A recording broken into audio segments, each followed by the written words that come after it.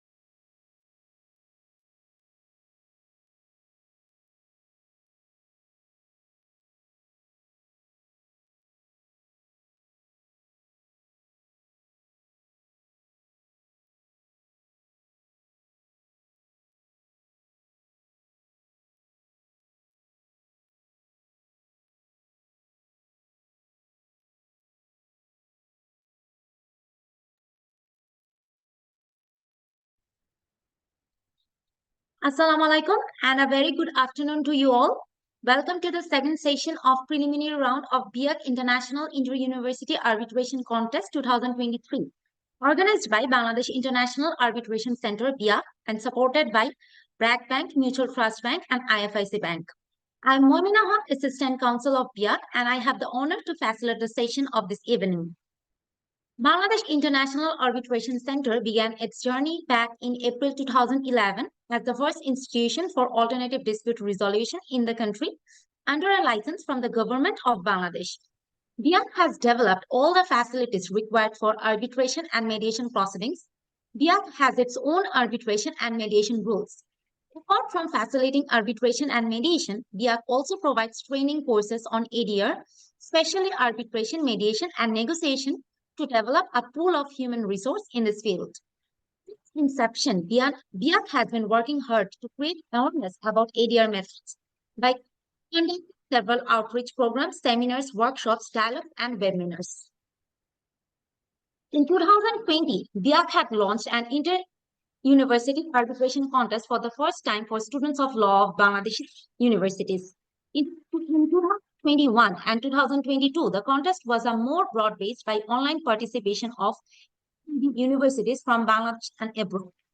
The contest aims to acclimatize the participants with the theoretical and practical knowledge of the arbitration processes and groom them to be a better equipped legal professionals in the future. This year, BIAC is hosting BIAC International Inter-University Arbitration Contest 2023 for the fourth consecutive year. Prestigious universities from country and abroad are participating in this contest virtually. In each round, every team will consist of 4 to 6 students from each university. Each team will be comprised of students with the roles of coordinator, counsels, and witnesses for their respective sides. 60 minutes have been allocated for each team to present their cases. Today is the second session of the preliminary round of this contest. In the second session, we have Prime University as the claimant and the University School of Law as the respondent team competing against each other.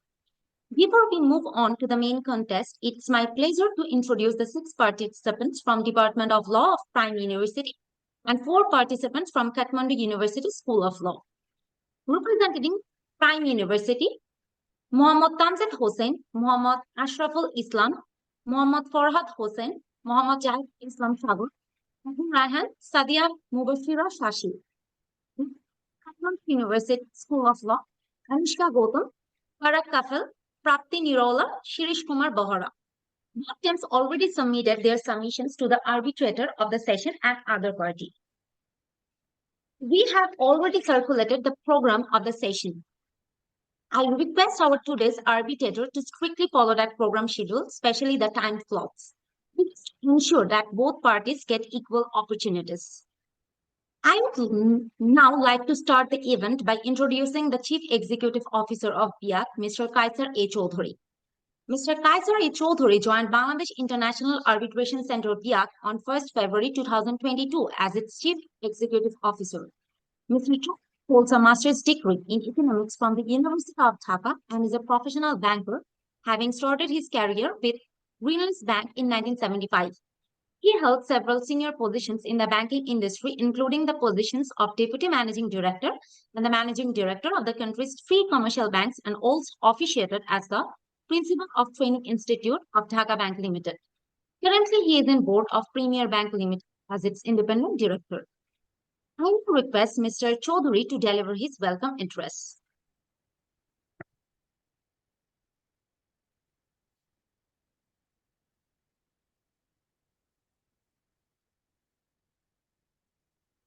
Mr. Surinder Kumar Karla, arbitrator of today's session,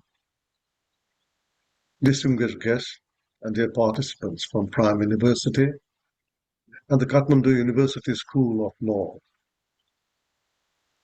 Good afternoon to all of you.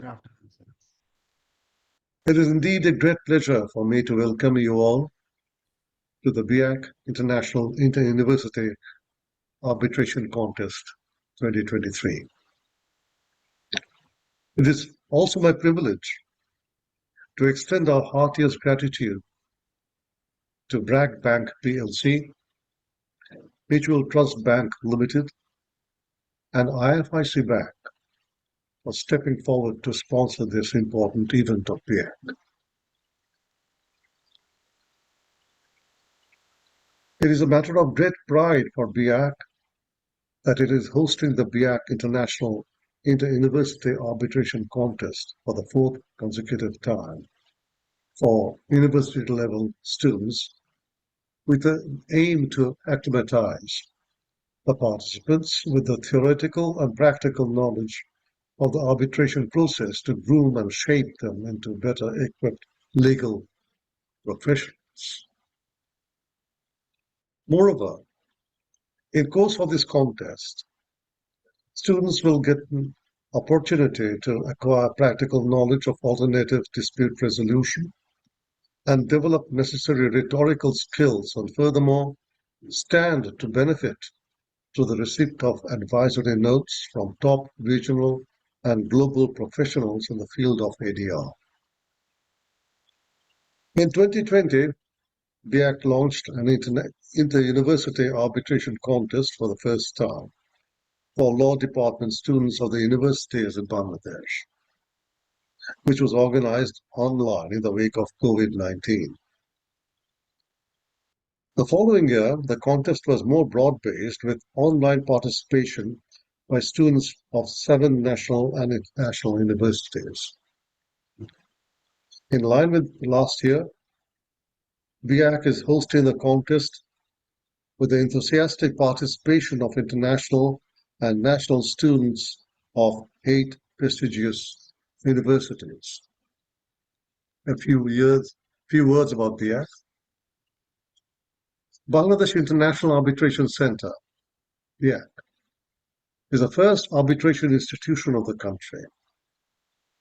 It is registered as a not-for-profit organization and commenced operations in April 2011 under a license from the government of Bangladesh. The International Chamber of Commerce Bangladesh, ICCB, the World Business Organization, Dhaka Chamber of Commerce and Industry, and Metropolitan Chamber of Commerce and Industry, Dhaka, are the sponsors of BIAC. The International Finance Corporation, the private sector arm of the World Bank, with funds from UK aid and European Union, that supported BIAC in the initial stages under the cooperation agreement.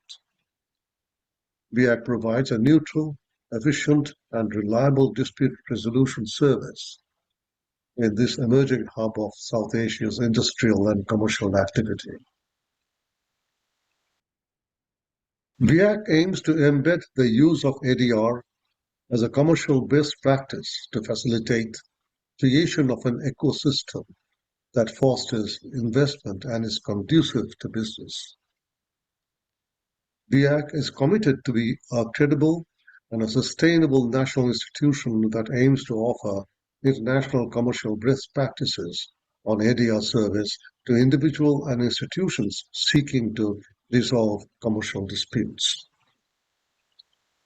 Since its inception in 2011, BIAC is recognized by 62 national and international institutions, including the Permanent Court of Arbitration, The Hague, the Netherlands, and many other international ADR centers. Local corporate companies, financial institutions, real estate companies, NGOs, universities, law firms in Bangladesh. BIAC offers membership to practitioners, stakeholders, students, and interested individuals at home and abroad to create a knowledge and resource sharing platform. Since inception till November 2023, BIAC organized 163 outreach programs and several seminars, webinars, workshops, and dialogue sessions. BIAC also organized a national consultation session based on the request of the Law Commission Bangladesh on proposed Arbitration Amendment Act 2018 by Law Commission Bangladesh, and the recommendations from the session of the proposed Arbitration Amendment Act 2018 were sent to the Commission. We have proposed to the University Grants Commission and the Bangladesh Bar Council to include ADR with the curriculum in order to raise awareness and popularize this alternative procedure within the country. UK Foreign and Commonwealth Office, the Foreign Ministry, recognizes the role of BIAC in their publication, Bangladesh Doing Business Guide. This guide is for British businesses who are interested in developing their overseas trade in Bangladesh. U.S. Embassy also recognizes BIAC as a forum for resolution of U.S. citizens' trade disputes and enlisted BIAC in their list. We are humbled by the generous contribution and support extended by the BRAC Bank Limited PLC, Mutual Trust Bank Limited, and IFIC Bank, the academia, and the participating students to make the contest vibrant, interesting, and successful. Thank you all, and best wishes to the participants. Thank you, sir, for your speech. We are extremely honored to have with us Surendra Kumar Kalra as arbitrator of today's session. May I now introduce Surendra Kumar Kalra. Hello. Assalamu alaikum and good afternoon, everybody. My name is Surendra Kalra. I am an arbitrator, chartered accountant by profession. For the past 40 years, I've been doing commercial arbitration and mediations in India as well as overseas. Thank you. Yes, sir. Okay, so sir, I even want to introduce you. So can I, sir? Sure. Yes, sir. Okay. So with a comprehensive understanding of complex commercial and investment disputes, Mr. Surendra Kumar Kalra navigates both common law and civil law. His topic extends to the ancestral Sharia laws in my convention CISG, Antitrust Principles 2010, ICSID rules, DIS rules Germany, FIDIC rules, and the Singapore Convention. Now it's time to start the contest, and I would like to hand over the stage to the arbitrator of the session. Thank you, sir, and best of luck to both the teams. Thank you. Thank you, Ms. Haq. Now, to start with, I would request the counsel of the claimant to brief us about your case. Who is going to be the counsel? Good afternoon, Your Honor. I am Mohammad Kamjit Rahman, and I'll appear on behalf of Claimant Capital Connection So Limited, along with my co-counsel, Mohammad Abu Rahan and Mohammad Farad Hussain. There is an echo in your voice. There are two people probably joining. That's why there could be an echo. There's an echo in your voice. From the same monitor, there could be two people joining. That's why. Or you have opened the link twice. Is it so? You might have opened the link twice, and that's why there is an echo in your voice. Pause. Sir. With the meeting. Now, okay. Sir, is it okay now? Yeah, yes. Yeah, carry on. Thank you. Sir, Your Honor, I am a Mohammad Tamjid Rahman as a past counselor on behalf of Women Capital Connection Co Limited, along with my co-counselor Mohammad Farad Hussain and Abu Rahan. Okay. And may it please, Your Lordship, I appear for the claimant with my learned friend, and thank you. We respectfully invite the court to uphold the arbitration to hold investment in respect of the lease property and the transfer of the lease of the lessor, Bangladesh Export Process Zone Authority, BEPZA, to the claimant. So we respectfully invite Fiscal Sense Limited to the court to uphold the arbitration in holding substantial loss and damages for an investment through exporter unfair and discriminatory treatment in arise out of a deed and agreement.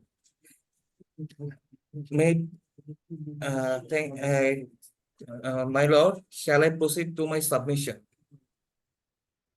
Okay, now let us decide the rules of the arbitration. The arbitration is based on UN Citral laws, Bangladesh Arbitration Act,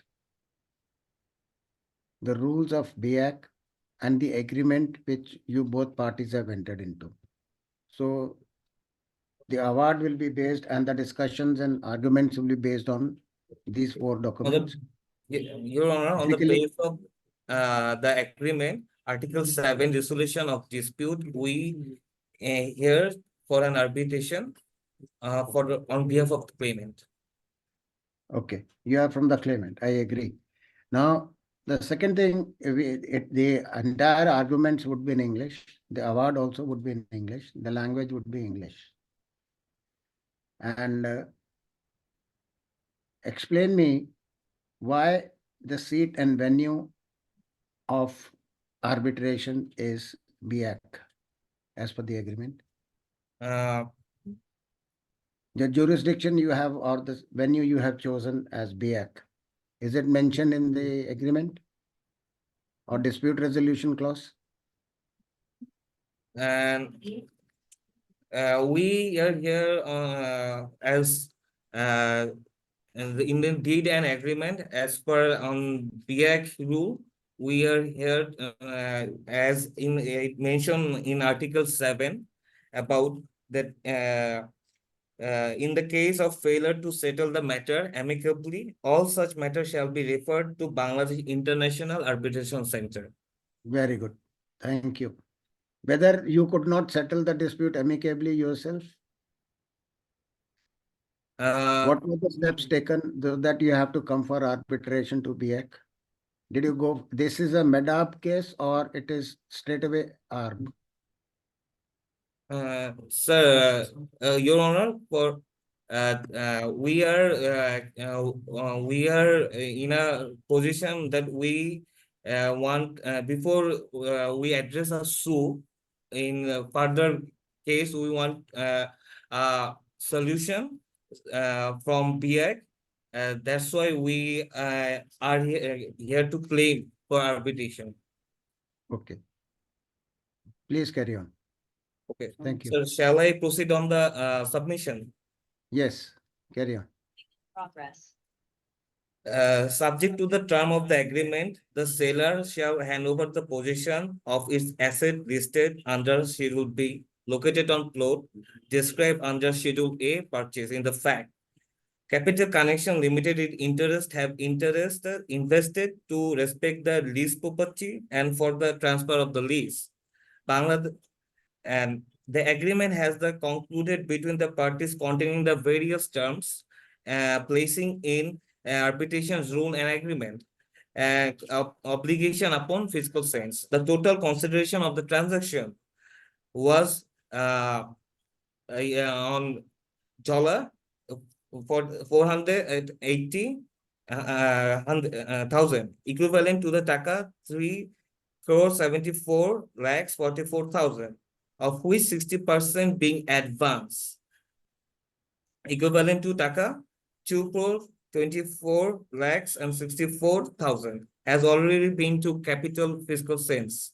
Despite claimant repeated request to the BIAC, the claimant claimed refund for the sum of 2 crore to 24 lakhs and 64,000 paid as advance. Mayor, Your Lordship, the obligation to the act by our claimant to buy the lease property was in good faith. It is recognized in every agreement made in a civil and common law jurisdiction on the basis of indemnity given by Azan Rahman, the managing director. We assume he used the position to obtain an unfair advantage over claimant. It deemed to be in a position to dominate the will.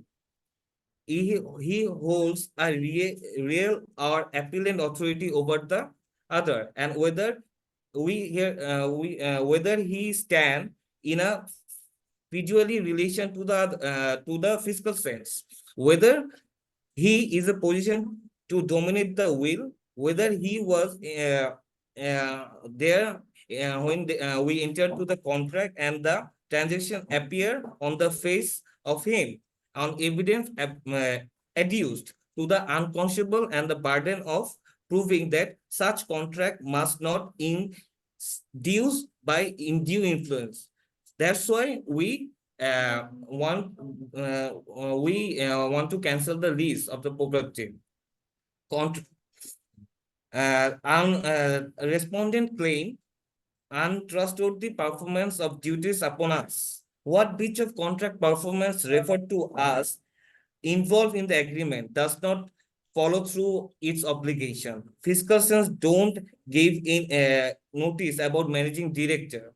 Breach of duty of honest contractual performance can lead to separate claims for these damages. Claimant didn't breach its contract. Claimant wasn't aware. You have to fix to the time schedules also. Don't make such a big history of the whole thing. You have to be within the time limits. Try to understand that your time limits have been fixed. Okay, try to come to the main point straight away.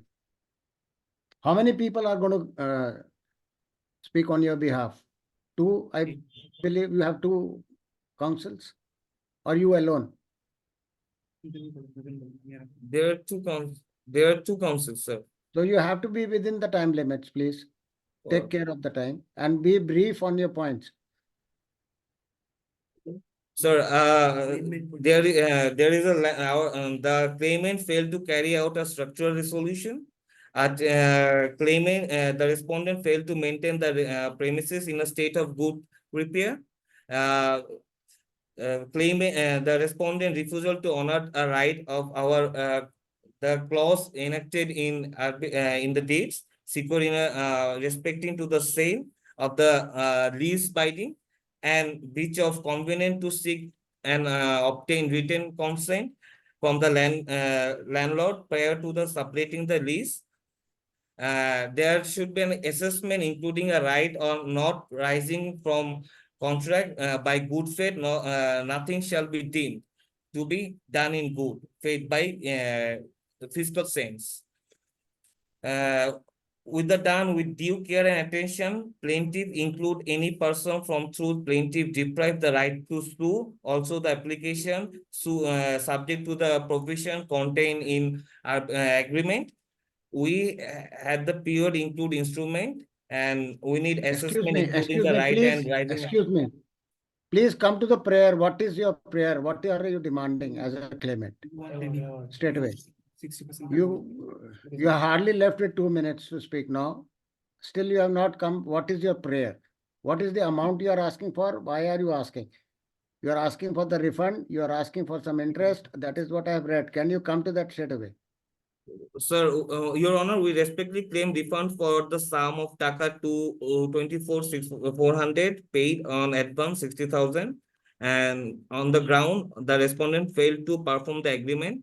In addition, the claimant claims the sum of taka 31,54,800 in interest. Negotiation between capital and fiscal sense for the sale and purchase of the assets, sufficient connection between the position in which managing director was employed and has his wrongful conduct of assault. I will address the ground concerning whether violation of basic standard of fairness, decency, compilation of time method in the instrument, dismiss of lease, period of limitation, cause of agreement, and issue in the notice of termination, notice of the default. And the claimant approach would prejudice the right to amend, supplement the restate of the relief by requesting the arbitration. Claimant request the tribunal have respectively breached the term, and BIAC can waive the international law, the foreign investment laws, and the founding agreement and the law. And Capital Co reserving the right to amend in the light of further pleading and into arbitration and such further consideration of the fact. We respectfully seek an award from the arbitration as the proof does not determine fact in issues. How does the negotiable instrument and foreign direct investment rules come into the picture? And both the parties are domestic parties. How is the negotiable instrument act coming into picture? Whether any check bouncing case is there? Recording in progress. we want an assessment from this arbitration that the respondent is liable for any further international law or any contract law in further. Now, let us go to the second counsel, please. Second counsel.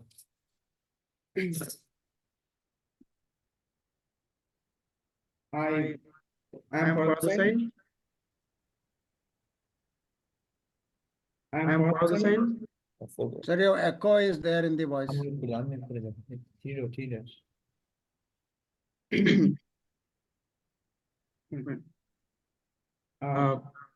Honorable Arbiter, I, for the sign, a counselor for claimant, shall I start the proceeding?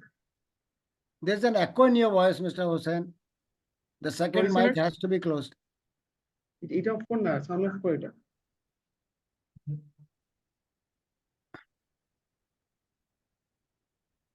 Sir, give me a time. Yeah, 10 please. seconds.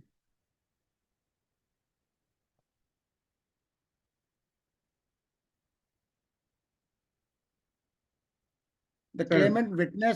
claimant witness is also visible.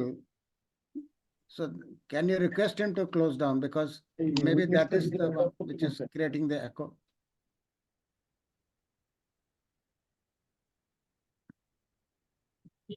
Yes, Sir, may I yes, start now? start. It's okay now.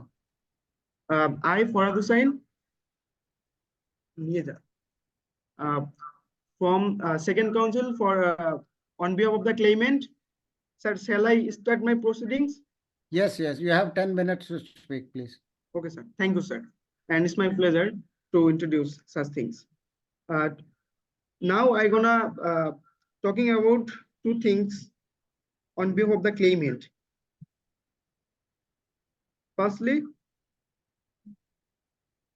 justification of terms of BEPSA NOC and issue in the notice of termination and notice of default.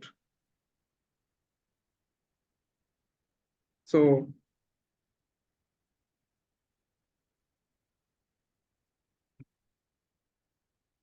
justification of terms of BEPSA NOC.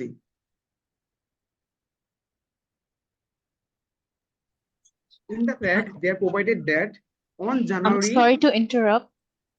It is the examination in chief of first witness right now. No. The second claimant wants to say something about his claim. Sir, the opening statement has been allotted with 10 minutes, and the next would be the examination in chief of first witness. Examination of the chief of the second witness.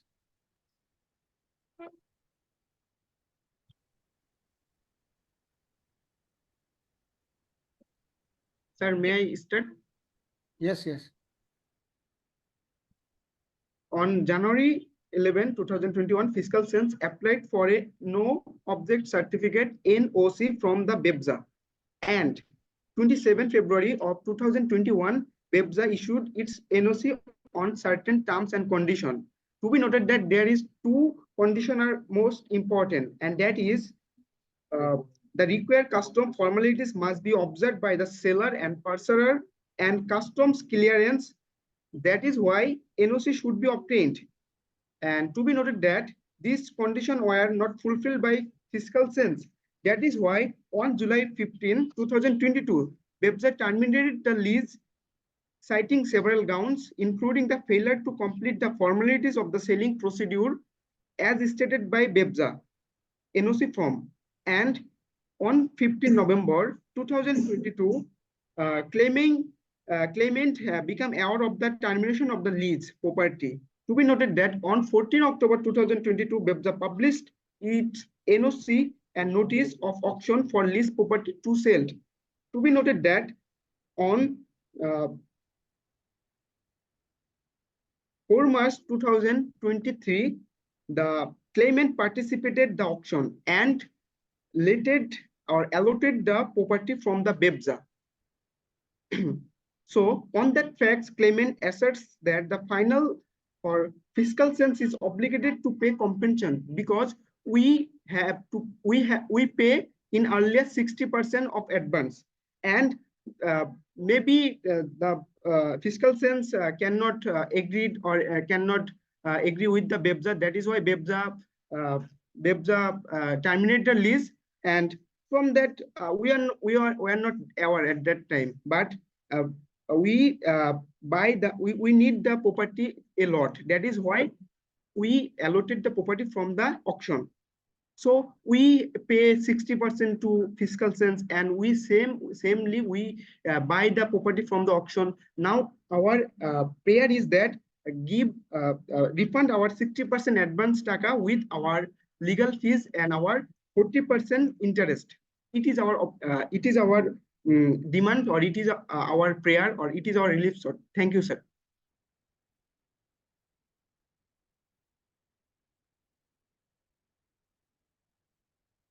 Before applying for the tender, you did not do any due diligence on the seller or the lessor? Sorry, sir, I cannot hear. Please repeat.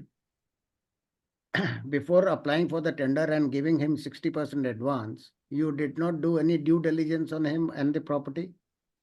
No, sir. We don't any diligence that the property. You did not do any due diligence. Only 40% due is remain.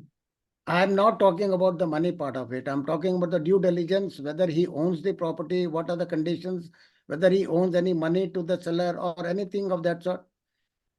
Who are his creditors? What is his financial position? Whether he'll be able to give you the lease or not. You did not do any due diligence on him. Yeah, it is a lease property. It is a lease property. The main owner is BEBZA.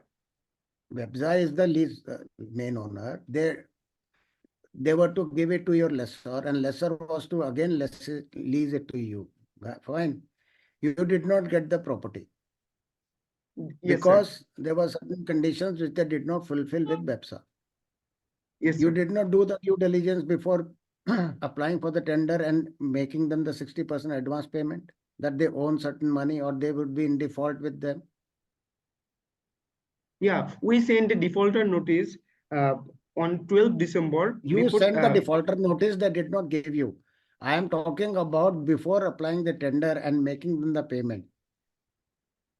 That you are talking about after you have made the payment. I am talking about what happened before you made the payment. You did not check their credentials. I'll use the common word. You did not check their credentials. Yes, yes, sir. Yes, sir. Suppose anybody asks you for some money, you will not check his credentials, whether who is he, whether he is capable of doing your work or not. Not, sir. No, you did not do that. You did not do the proper, in legal terms, we call it a due diligence. There was no proper legal due diligence done. Yes, sir. There is no due legal diligence. Yes. Okay. And what about caveat emptor? No. Sir, we know caveat emptor legal term, let the buyer be aware. But in this case, we actually not aware. They are the fraudulent. It is a fraudulent transfer to us. They fraudulently transfer it to us.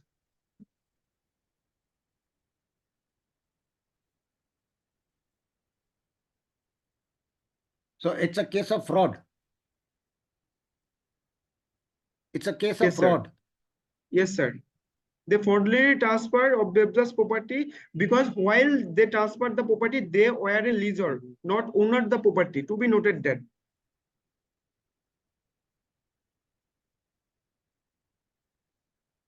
So can the fraud case be arbitrated? Sir, I beg pardon. Can a fraudulent case be arbitrated, or it has to go to the criminal court? Sir, actually, there is a issue of MD. Sir, they literally untrustworthy performance of duties. They cause untrustworthy performance of duties. Whether there was a sufficient connection, whether the position in which managing director was employed and his wrongful conduct of assault Let me begin stating overall the test. Okay.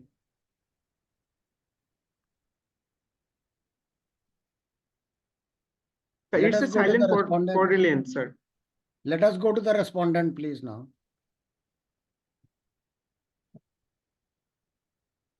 Respondent, please.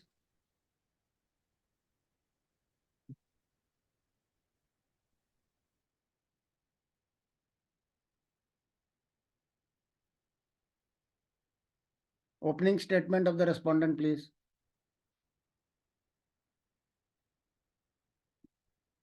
Good afternoon, Honorable Arbitrator, Opening Counsel, and esteemed guests. I am Anushka Gautam, the Opening Counsel representing the respondent, Fiscal Sense. This is a dispute between Capital Connections Company Limited and Fiscal Sense Limited, which arose out of a deed of agreement made on 3rd of September 2021. We will be dealing with 4 issues at hand. Our submissions are issue number 1, justification of terms of BEBZA, no objection certificate, NOC. Issue number 2, issue in the notice of termination and notice of default. Number 3, issue of jurisdiction and Ezan Rahman as a party to the arbitration. And lastly, issue number 4, issue of bad faith in the agreement and collusive pleading. The 2 issues will be dealt by me and the remaining 2 will be dealt by my co-counsel, Parag Kafle. Examination in Chief Prapti Nirola will conduct direct examination of our witness, Almas Ahmed, for 10 minutes, and she will also conduct cross-examination of the claimant side.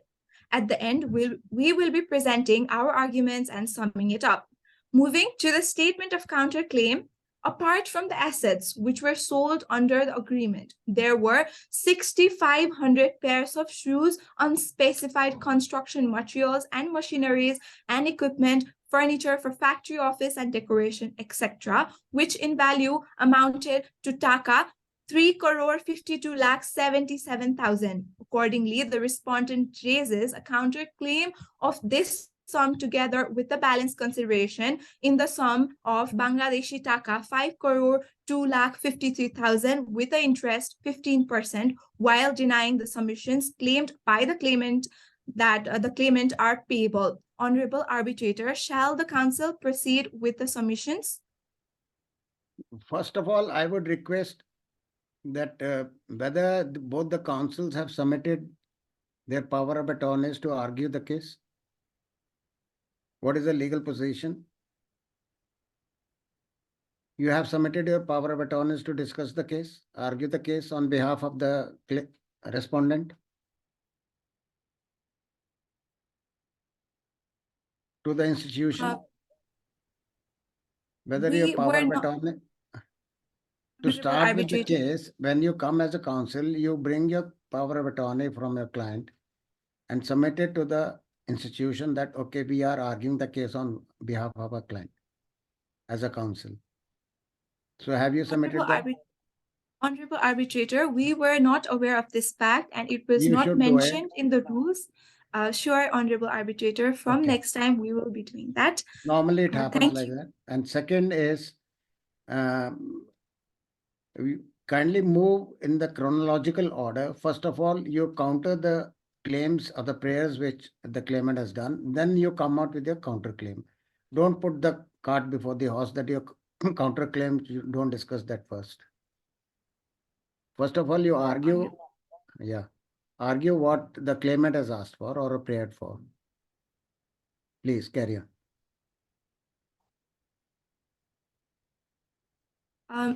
Honorable Arbitrator, may I proceed with our issues of the respondent? Yes. Thank you, Honorable Arbitrator. Dealing with the first issue, that is the issue of jurisdiction and Ezan Rahman as a party to the arbitration. The claimant states that following the start of negotiations between Capital Limited with Fiscal Sense for the sale and purchase of the assets and the transfer of the lease, a memorandum of understanding was signed by the parties on 25th September 2020. managing director gave an indemnity to the claimant by letter dated 25th October 2020 in his personal capacity and not as a managing director of fiscal sense, which is to be noted. Article 6 of the Deed of Agreement states explicitly that this contract forms the entire understanding between the parties. It cancels and supersedes all prior agreements and understandings. Revisiting Article 7, the settlement of disputes between the parties of the contract shall be referred to BIAC and settled under the jurisdiction of BIAC itself.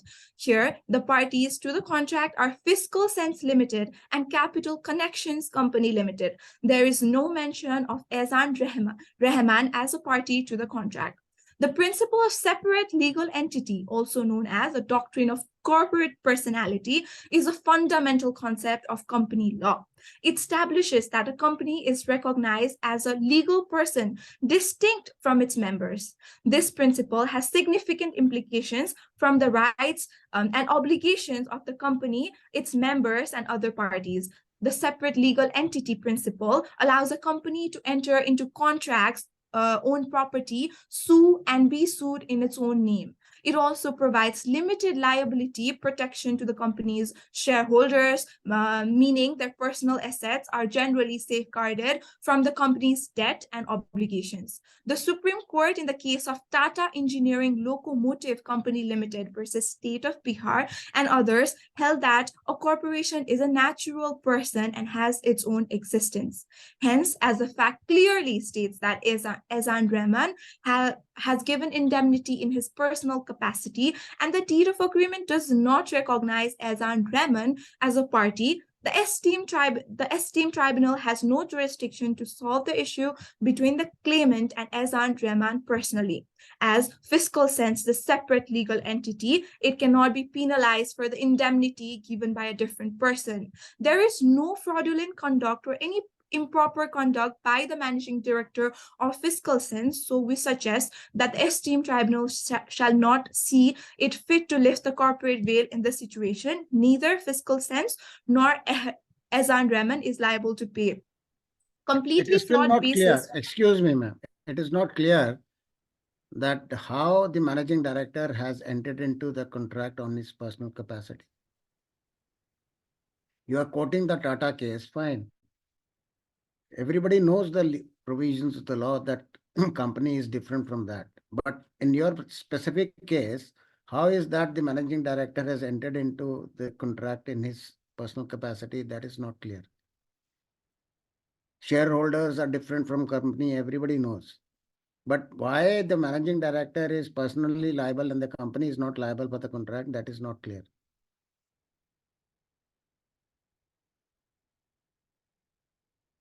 There is a doctrine of indoor management also in company law that any person, managing director, as per the law, any director is the agent of the company and he can enter into contract.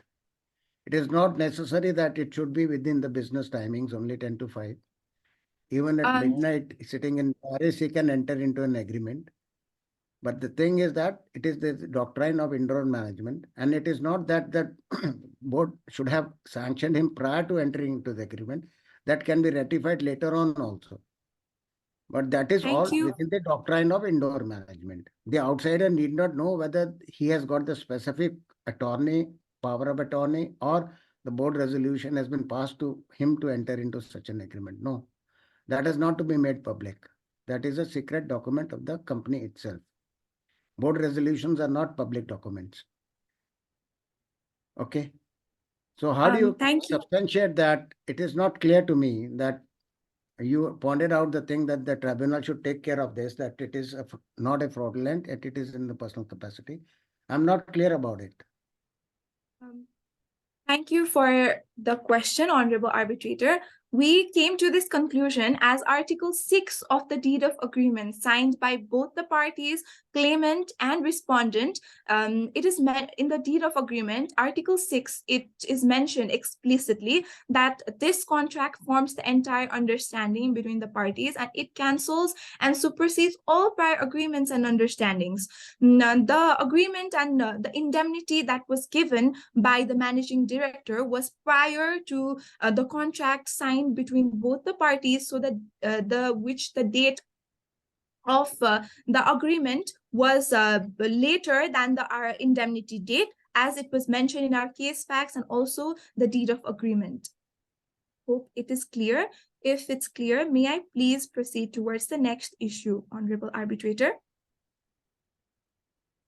I don't want to waste more time on this, but things are not clear. Let's go to the next point. Ehsan Rahman, the managing director of Fiscal Sense, is at stake in this lawsuit because Rahman gave the claimant a reimbursement. This statement is taken from the memorial submitted by the claimants to BIAC. The indemnity given by Ehsan Rahman in his personal capacity seems to be the basis of the legal proceedings undertook by claimants. This statement and argument early in their official memorial emphasize how the claimant wished to get compensation from Ehsan Rahman and how they have confused the Fiscal Sense Limited with Ehsan Rahman. This shows the absence of basic knowledge about the doctrine of separate legal entity, which further contributes to the baselessness of their claim. Article 6 of the deed, as mentioned previously, clearly nullifies any crediting agreements before 3rd September, Honorable Arbitrator, before 3rd September 2023. Therefore, the Memorandum of Understanding signed by Ehsan Rahman is non-existent as agreed by the claimant, and the claimant has no base to claim for damages from Ehsan Rahman. Since their claim is against Ehsan Rahman, their source being a non-existent contract, the respondent shall no more be subject to the legal consequences because they have not claimed against Ehsan Rahman. Coming to the next issue, the claimant has Please, not hold acted on. in good faith. Hold on. Agreed. Both the points you have been telling that the company is not liable for the action of the managing director because he acted in his own capacity. Then why did you accept the 60% advance?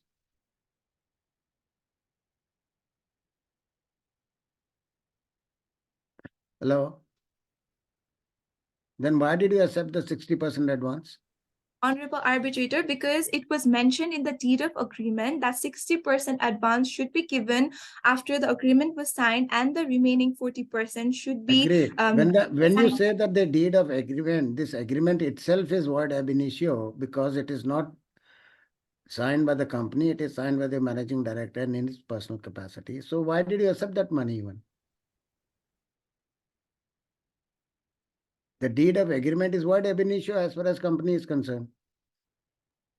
No, Honorable Arbitrator, it was not signed by the managing director in its personal capacity. It was signed by the company Fiscal Sense Limited, and it is not void ab initio. And this question will be further dealt by my second counsel, in my co-counsel, Mr. Parag Kafle, in more detail.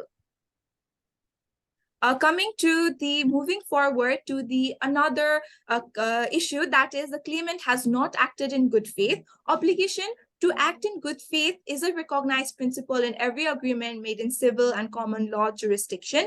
Bad faith refers to the intentional dishonest act by not fulfilling legal or contractual obligations, misleading another, or violating basic standards of honesty in dealing with others. The claimant has acted in bad faith due to the First reason is untrustworthy performance of duties. Untrustworthy performance of duties means a breach of the obligation to deal with the other parties in good faith and with fair dealing.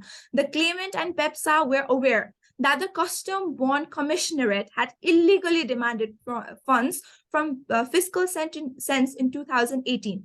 This dispute persisted until the claimant accused us, the respondents, of failing to meet our contractual obligations by issuing a default notice on December 12, 2021.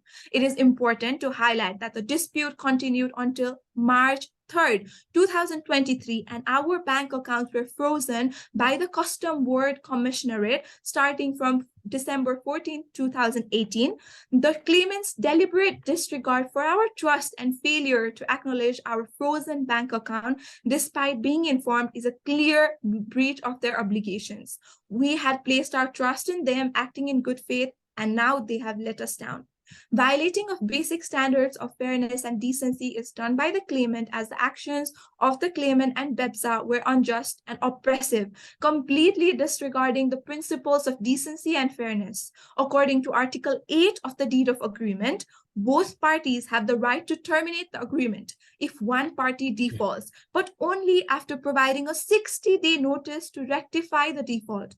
However, the claimant issued a default notice to Fiscal Sense on 12 December 2021, demanding compliance within a mere 15 days, Honorable Arbitrator, mere 15 days. This blatant disregard for the agreed upon time frame can only be seen as an attempt to oppress the respondent by violating the fundamental principles of decency and going against the terms of Madam, the deed please of agreement. don't use the adjectives like this, because you are eating away into the time of your colleague. Sure. Let us be brief and to the point. Sure, Honorable Don't Arbitrator. use The long claim- sentences using adjectives against your counterparts, but let your give some time to your colleague to speak now. Honorable Arbitrator, I would like to sum up within 2 minutes. It is essential to adhere to the basic standard when it comes to terminating agreements. However, on 15 July 2022, BEPSA failed to provide the respondents with a prior notice before terminating the lease. This action goes against the universally followed practice of informing parties beforehand. The claimant and BEPSA personnel have colluded and suppressed the agreement. According to Competition Act 2012 of Bangladesh, collusion is mentioned in this act. Collusive bidding, which is a type of collusion, refers to the agreements by contractors in a particular trade to cooperate to defeat the competitive bidding process in order to sign winners. So we can analyze the timeline and prove collusion. As collusion, BEPSA and claimant, as on July 15, 2022, BEPSA terminated the lease, citing several grounds, including failure to complete selling procedures, formality, and non-payment of dues. On October 14, 2022, BEPSA publishes a notice of auction of the leased property in the Financial Express, and right after that, on November 15, claimant becomes aware of the termination of the lease by BEPSA and serves its own notice of termination under Clause Z, which can be seen as collusion, as on November 20, BEPSA held an auction of the leased property, and on March 4, 2023, the claimant participated in the auction and won the auction. The lease was terminated by BEPSA on July 15, 2022, and shortly after an auction was concluded on November 20, 2022, the rapid sequence of events clearly indicates collusion between the claimant and BEPSA personnel, as neither party bothered to inform the respondent about the auction. It is important to highlight that the respondent was not appropriately notified about the auction, and no information regarding it was ever received. Both the claimant and BEPSA deliberately conspired to keep our party in the dark about the auction, unjustly taking possession of the leased property that rightfully belonged to us, and even demanding compensation in return.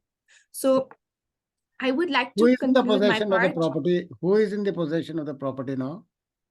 The respondent's fiscal sense is in the possession of the property. And you still have that 60% advance with you. Yes, Honorable Arbitrator. So both advance is also with you, and property is also with you, and you are not refunding the advance.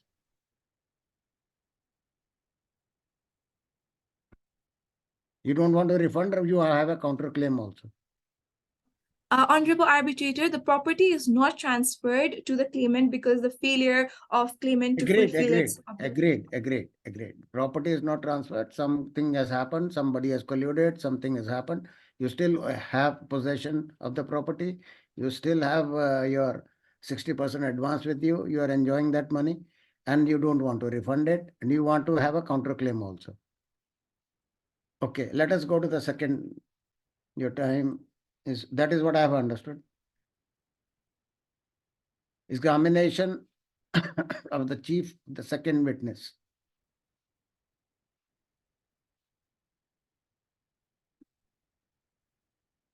Thank you, Honorable Arbitrator. Now Thank I you, would thank like to you. call. Thank you. Let us be brief in our discussions because the time is essence here today.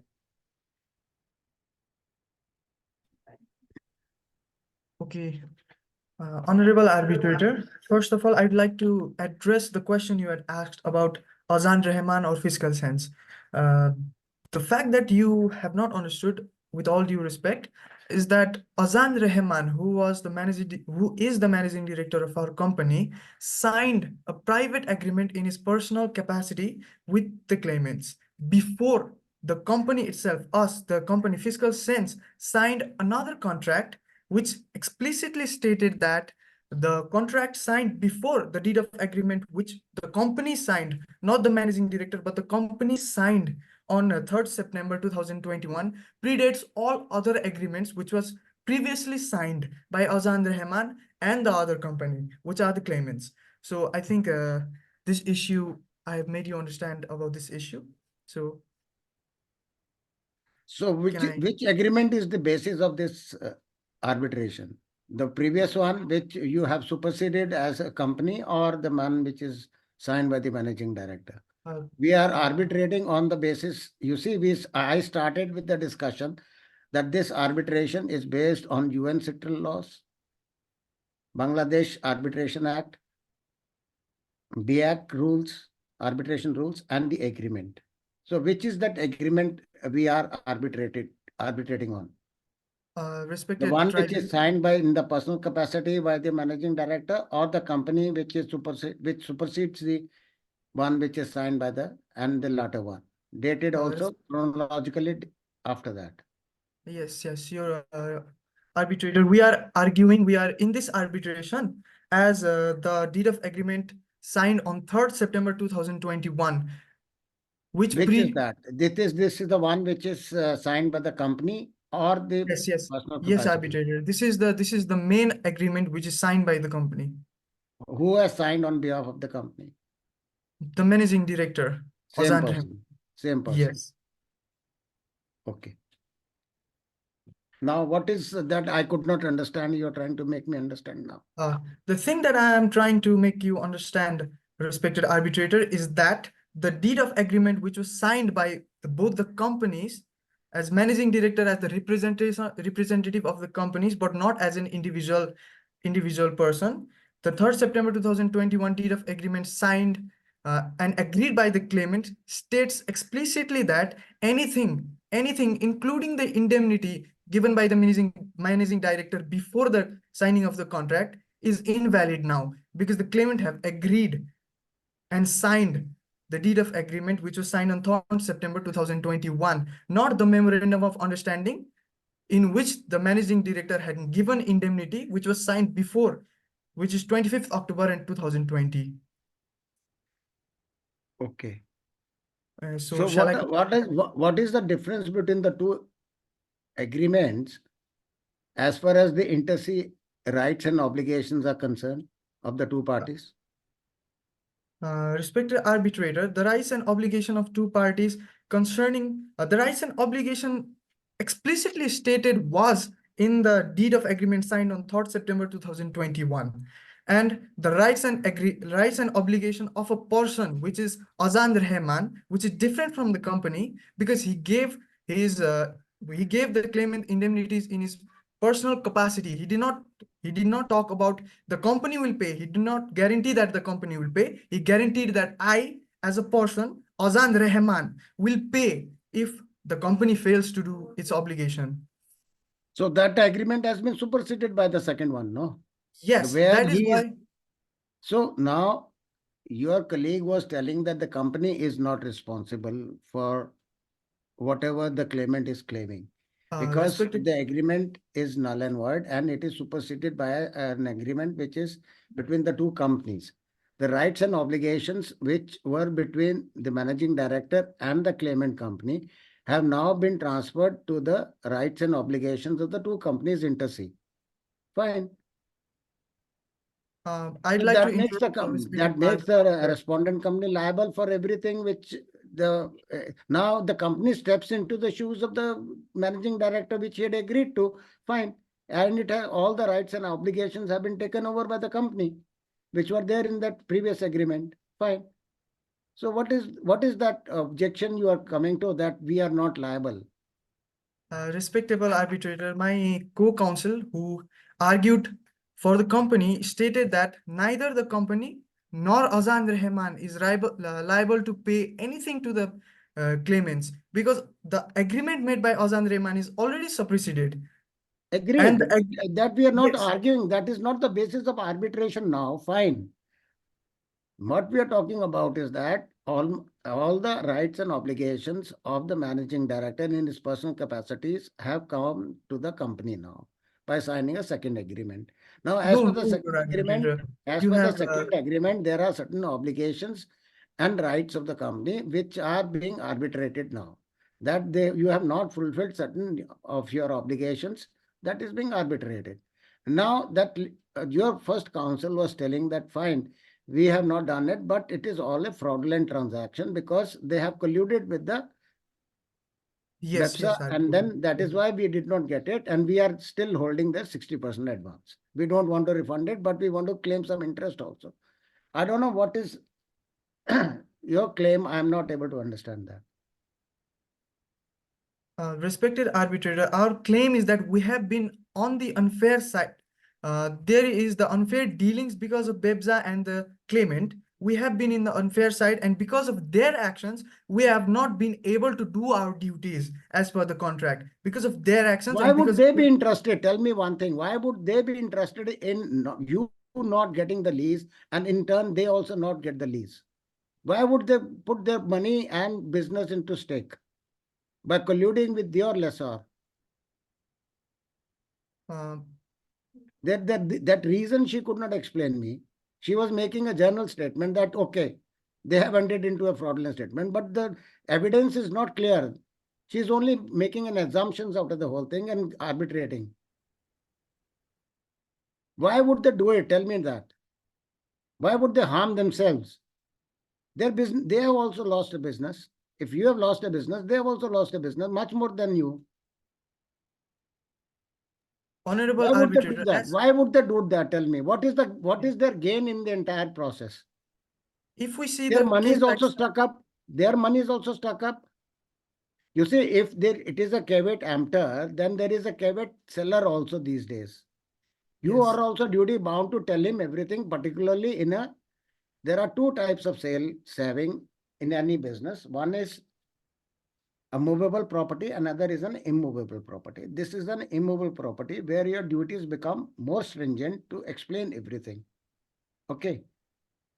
If you didn't have the right to lease it or sell it, you didn't have the possession, you didn't have the ownership rights, how could you sell it even and enter into a lease agreement prior to your ownership even? Respected tribunal, the land was leased. We had the possessory rights of the land as given by BEPSA to us. So we entered into the agreement with the claimant. We had the possessory right as per the facts of the case. Okay, then what happened? Why did they collude with the BEPSA?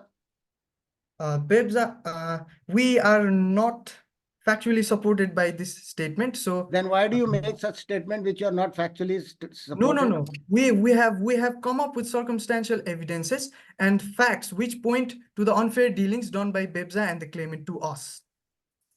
We do not assume anything. We are just taking circumstantial evidences and presenting to the respected arbitrator. Circumstantial evidences that from the first agreement, that everything was in the favor of the claimant. Even the BEPSA put their clauses of NOC to burden us, to financially burden us and make us unable to do anything, so that both could claim legal compensation from us. Not only the compensation as per the agreement, but also legal compensation which you would award in the case that they won the arbitration, you would award. So they were planning to even take that as per the circumstantial evidences suggest that they brought us to this arbitration unfairly and they presented us as the default party so that they could give. For example, can you give one or two examples on this? Yes, That they yes, Your colluded with Arbitrator. it, and you have the circumstantial evidence, and they would have benefited out of the arbitration claim award or something like that. Yes, Your Arbitrator, we can. The major and the strongest evidence we have is our witness, who was present at the signing of the agreement, and he will explain to you how the agreement is unfair on our side. And then we also see that BIBZA announced the notice of of the auction. And then without notifying us, the claimant already took part in the auction and even won the auction without notifying. And then now they are claiming from us, they are bringing us to this arbitration and showing we are at the fault. And now they are claiming the money even from this arbitration, Your Honor. They're asking for legal Which money fees. they are claiming? Which money Legal they are fee- claiming? Yes, they are claiming the money, the advance. The first thing they are claiming the advance, which was given to us. Okay, so Then that they is are, not a profit. That is not a profit to them. That yes, they have given I'm you, they coming are to the claiming point, it back. That's respected all. Second, arbitrator. Yes. second thing, Secondly, they are claiming for the legal consequences they are facing. They are claiming for their legal fees. agreed. Yes, Agreed. That they are yes, going to incur and they will get the refund out of you only. yes, Second, they are third thing. refunding. So what is their gain in the entire process? That is what I'm trying to understand. What is their gain? As you said that they have colluded and trying to put you into loss. And what is the gain Yes. out of the entire if you lose that case? If we lose If this you lose case, that property, what is their gain? their gain is that if we lose that property, we have to pay BIBZA some certain amount, the loan we have taken untimely, because as we go out with the agreement of the BIBZA, we must clear all our dues. And the second profit they are claiming is from the legal fees, itself. Their claims, and then 14% interest they are asking on the principal amount, which is completely unfair here, respected tribunal. Agreed. Arbitrator. Agreed. Yes, that is the profit they are Okay. asking. So can you produce a witness? We'll go to the witness now, or Yes, Your Arbitrator. Yes, I would like to call my witness and our chief examiner, please. arguments and summation by claimants now. Let us go to the claimant. Arguments by claimant.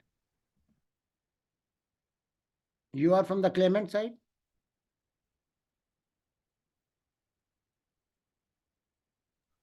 No, sir. Who is from the claimant side? Hey, friend. Yes, sir. I'm from the claimant. Yeah, tell me. You have heard what your respondent was telling? Yes, sir. So what is your response to that? Sir, I would like to introduce my witness, if with your honorable permission. Pardon me? Pardon me, Sorry, please. sir. What are you? There was a break in your voice. Can you repeat that, please? Sir, I would like to introduce my first witness. Okay. Sorry to interrupt, sir. But the examination and cross-examination of chief has not taken place. As per the schedule given, it says that argument and submission by claimant. Yes, sir. There yes. was examination of chief and cross-examination of the witnesses, but that has not taken place. Okay. Please start with that. Okay. I would like honorable arbitrator, Shoshi camera on karo. May I start my proceedings? Yes. I would like to introduce my first witness, Romina Agrani, with your permission. Okay. Okay.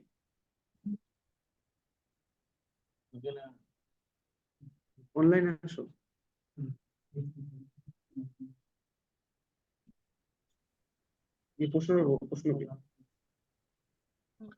Please maintain the time. The witnesses would be given 10 minutes. Okay.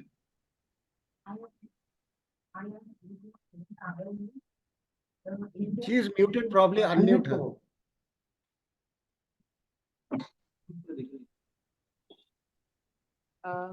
Can I start my Speak little louder, please.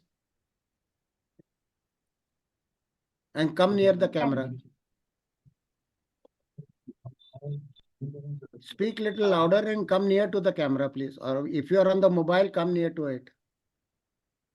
I as witness Romina Agarni? Can I continue my process? There's an echo in your voice again.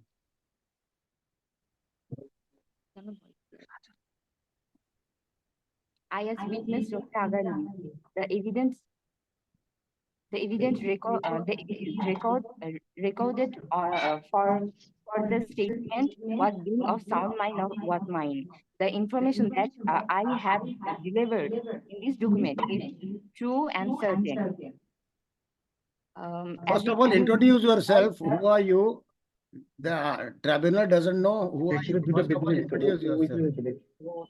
I as witness from Claimant side, name Romina Agarni. Agreed. But why you are as a witness?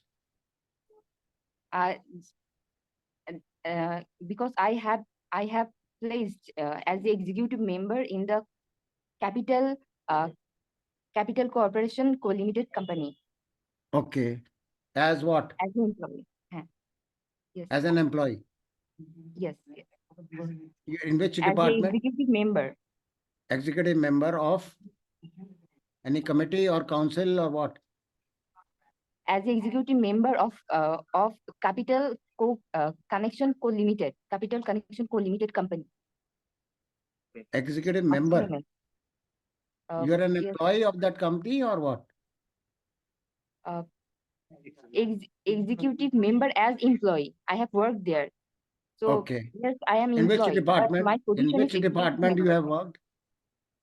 In which department you have worked? The processing, the procedure, the development process. Business development. Business development or project development? You are in the sales and marketing or you are an engineer or sales and marketing? Sales and marketing. I work there as the financial condition. I deliver all the documents, all the receipts. So I work there as the handover process. You are in the back office or in the front office? Yes, I am. You are handling the documents or you are keeping them in, you are getting the documents, signatures and carrying them, or you are keeping them in safe custody, or both? From holding an executive position, I work there for the welfare from the company. Everybody works for the welfare of the company. I am asking you the specific. You said that you are handling the documents. You are drafting the documents. You are getting them signed by both the parties, and you are keeping them in the safe custody also. All the three you were doing, or what? No, You are from the finance side. You said. No, I don't tell them to sign. I saw them to sign the agreement at the same time. I as a witness. Okay. About You what are head of the finance department, and you are head of the finance department because these were pertaining to financial matters. That's why you are a witness to the when the signature ceremony was taking place. Is it so? Okay, thank you. Carry on. As the executive member, I had worked there. I had worked there to develop the process of capital connection. My company was purchasing the assets as witness, and I have attained the board. I have attained the board meeting and EGMs, whereby the resolution have been passed regarding the selling and purchasing all assets located on Schedule A plots. all handover position and all original documents related to Schedule A and B was done by me.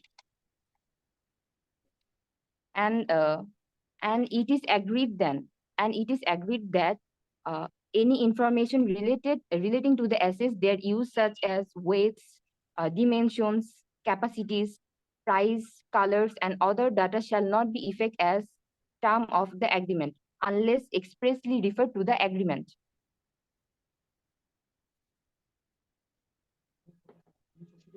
Claimant counsel, you want to ask her anything? Everything want to add something? that expressly written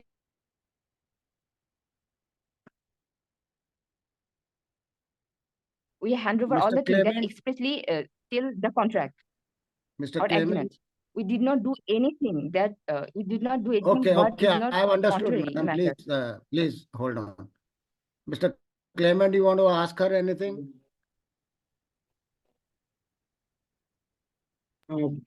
Yes, sir. Please. I have several questions to my witness. With your But be permission, within the may I time ask? limits. Be within the time limits. Okay, sure, sir. Okay, Miss Romani Agarni, right? Yes, Okay. Capital was interest in purchasing the asset, right? yes, Okay. Actual handover or complete position by BIPZA. BIPZA do such things, right? yes, That means, my honorable arbiter, that means respondent or fiscal sense is not a owner. BIPZA is the real owner, and actual position rules the BIPZA. Okay. My next Can you question. repeat that sentence? Can you repeat that sentence, please? Again, Honorable arbiter, I said that actual handover of the complete position, it should be by BIPZA, not the fiscal sense. Cause, and it's proof that fiscal sense is not the real owner.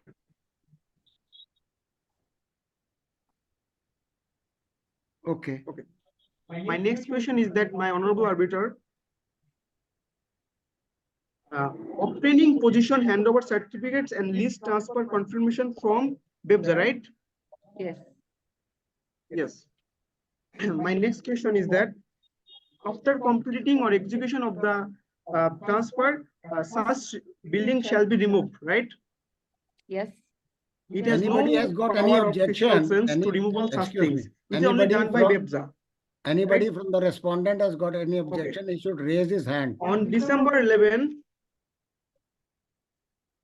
sorry, on January 11, 2021, BIPZA published an NOC paper on certain condition, right? Yes. Okay. What are the condition? Can you tell? Please hold on. There is an objection by the respondent. Yes, speak, Okay. Mr. Princey. Respected arbitrator, the examination in chief is continuously Kindly show using your leading face also. Kindly show your face. We are not able to recognize you. Who is speaking? I apologize, Yes. respected arbitrator. My objection was the questions are completely leading questions, and as per the knowledge, leading questions are not allowed in direct examination of the witness. What is your response, Mr. Claimant? Leading questions. I just answer some question in. That is why I can inform the real things. Agreed. Carry on. Objection overruled. Thank you, sir. Please carry on. What is your evidence of Sorry to deposit of interrupt. transaction 10 process? minutes is over.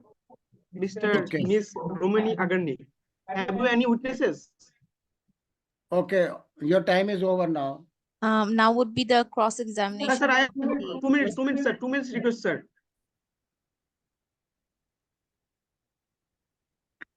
Sir, I want 2 minutes, sir.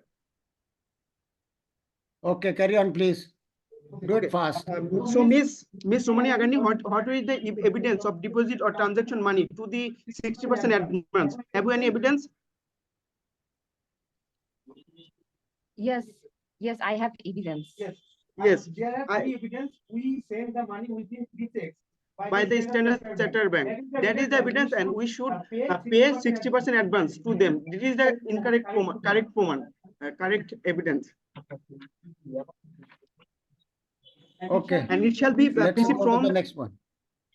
7 September 2022, and last check was issued on 6 August 2021.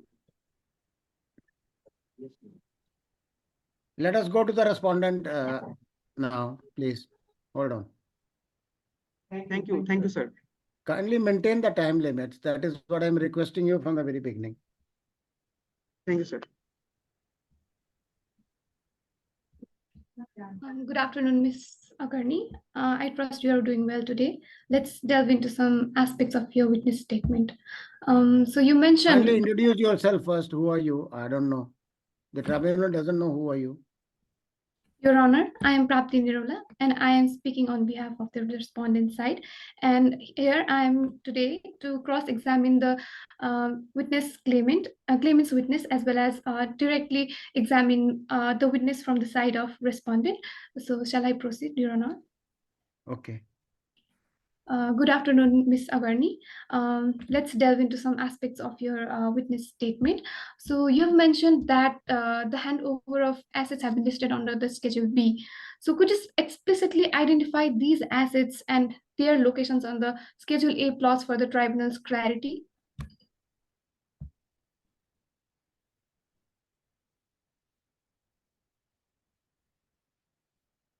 Where is she gone?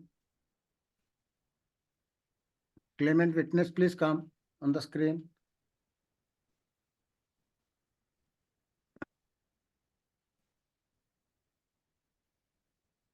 Please come on the screen and reply to her question. Have you listened to her question? Was it clear, Honorable?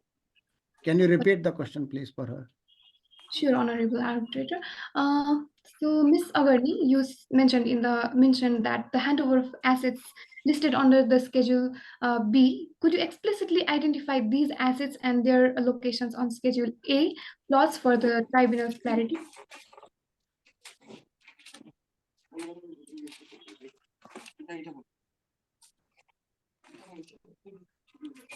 Do you want to know about the schedule? What is said in Schedule A? Do you want to hear that from me? No, you talked about the handover of assets listed under the Schedule B. So can you explicitly identify those assets that you talked about? What were the assets?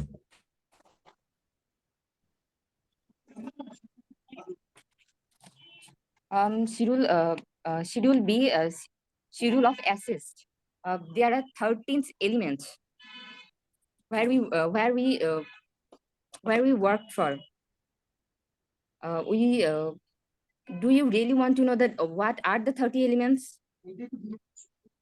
One storage factory building having steel roof and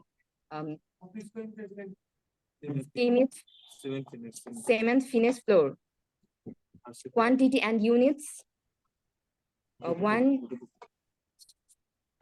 RC frame structure office building ground floor. 3 office building 1 floor. 4 RC road with 10 millimeter steel rubber.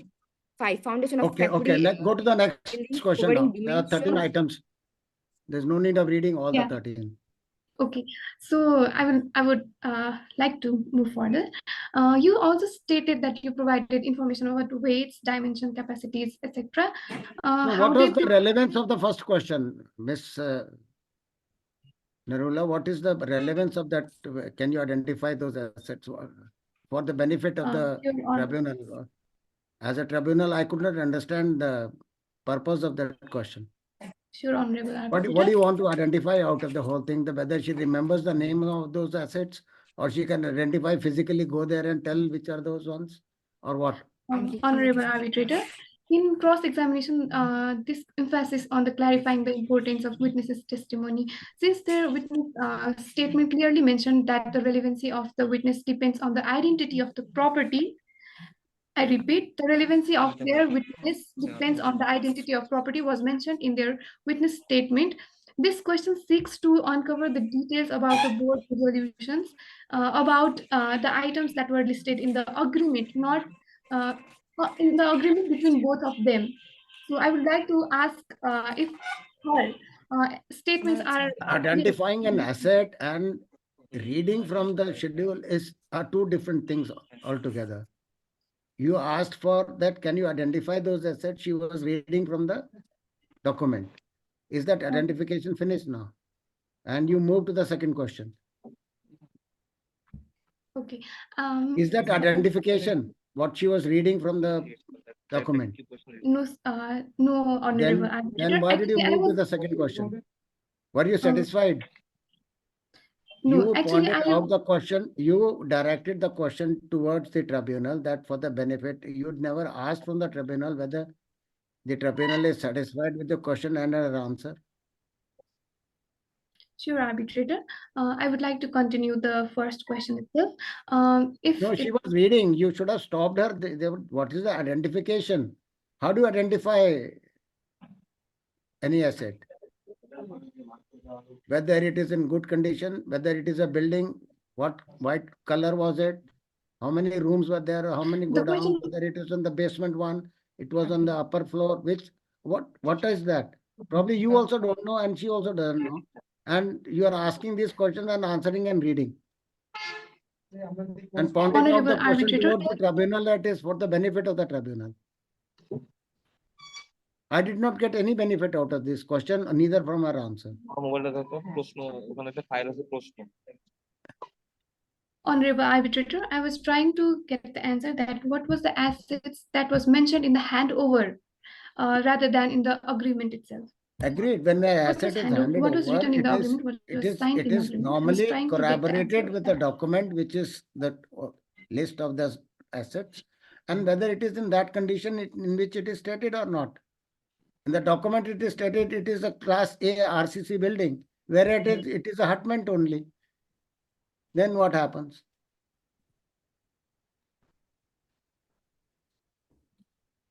There is a building as per what she is reading, and you are also satisfied.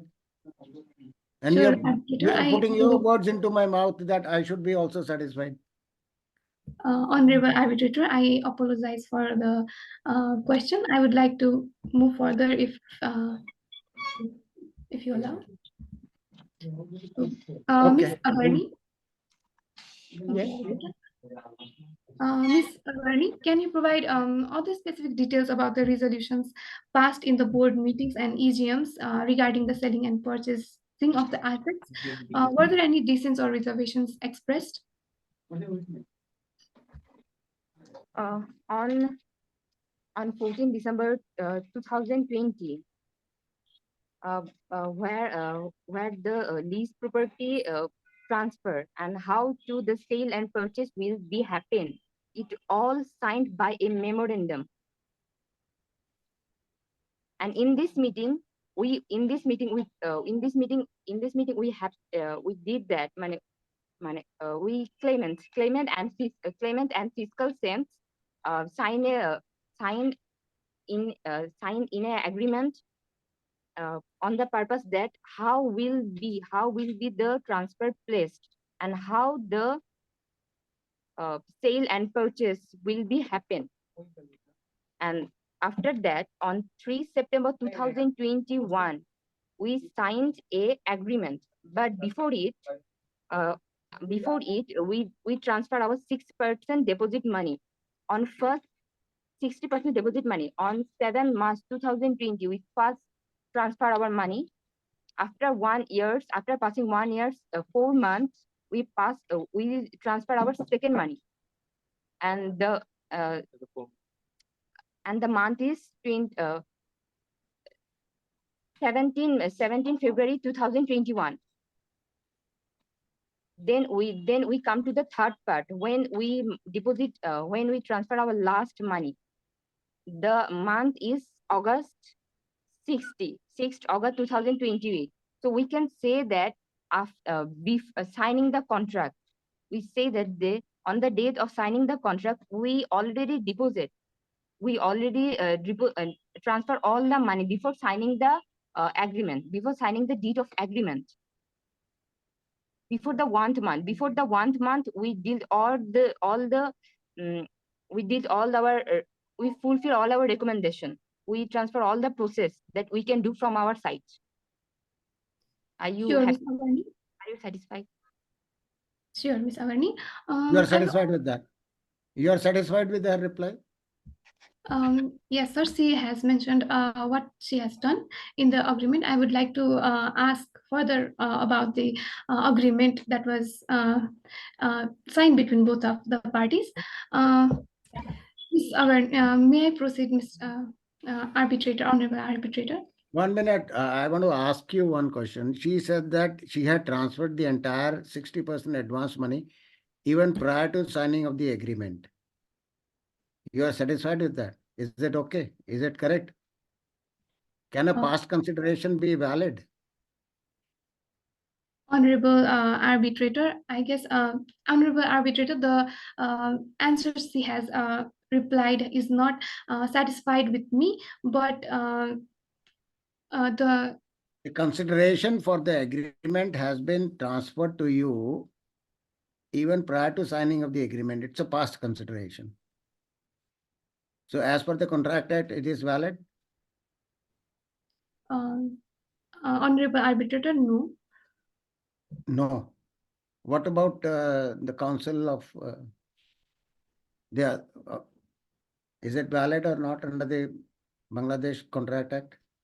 Honorable Arbitrator, due to the time constraints, could I move Okay, carry on. forward? No, they don't ask such questions which have no proper replies, and if there is a proper reply, respond to it. If you have a set Sure. of say, template of questions you want to ask from them, it's okay then. Sure, Honorable Arbitrator. You want to tick mark the template, fine. Sure, Honorable Arbitrator. Ms. Agarni, so you were there to witness the signing of the agreement. You have also mentioned that you were there to witness the clauses of the agreement itself. Could you also tell me about those clauses which had the obligatory liabilities over the claimants itself, and could you mention some of those, please? Sorry to interrupt. We are up with 10 minutes for the cross. Madam, this is one of the most relevant questions. I would request you to give another 2 minutes, please. Okay, sir. Amongst all the questions she has asked, this is the most relevant. Witness, please reply to that ASAP. First, we want to say that Article 1 assist. We deliver all the item what is said in the agreement. We did not deliver or do anything in which is not contrary, which is not at the matter. If we read Article 1 assist. Please pardon 1 minute, just 1 minute.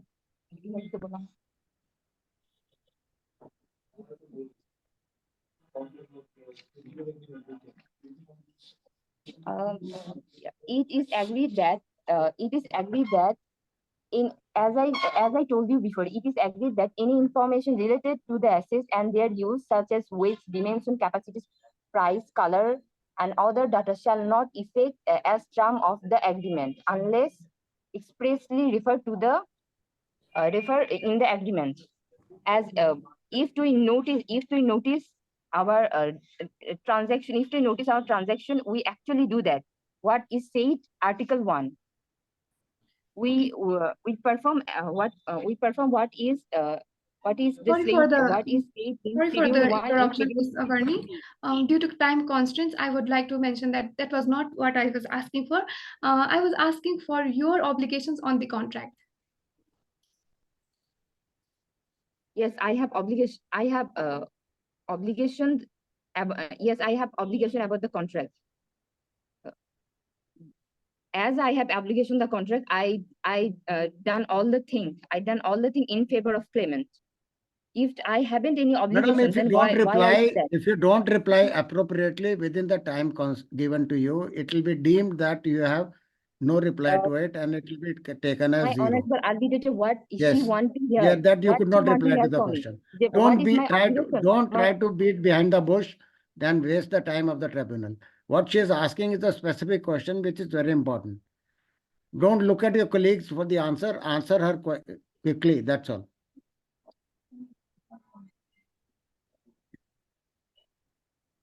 I was actually She asking doesn't for the have obligations any reply to this. of It is not noted by the your personal. tribunal. Fine. Let's go Could you to the please- next question. Your time is over now.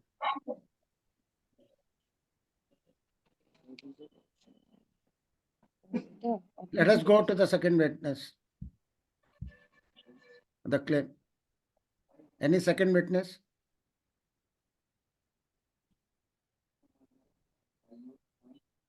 Claimant, sir? No. She wait for. May I shall proceeding, guys? We have finished with her. Kindly introduce your second witness. এই চুপ করো।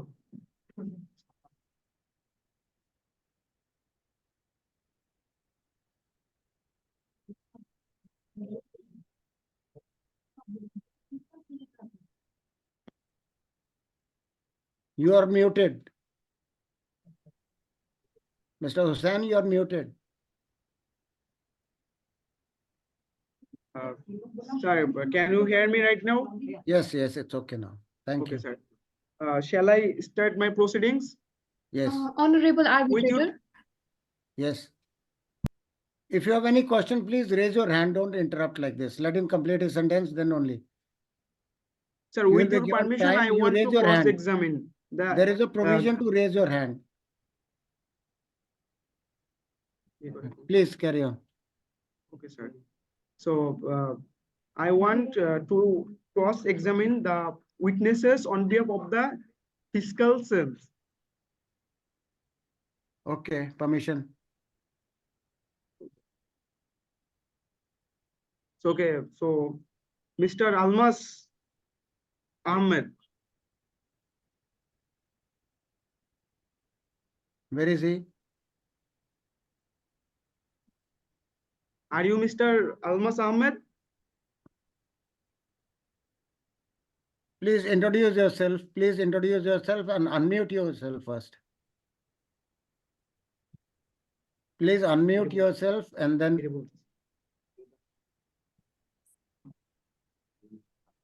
For the claimant counsel, the respondent haven't examined their witness. Therefore, the respondent shall examine their witness right now.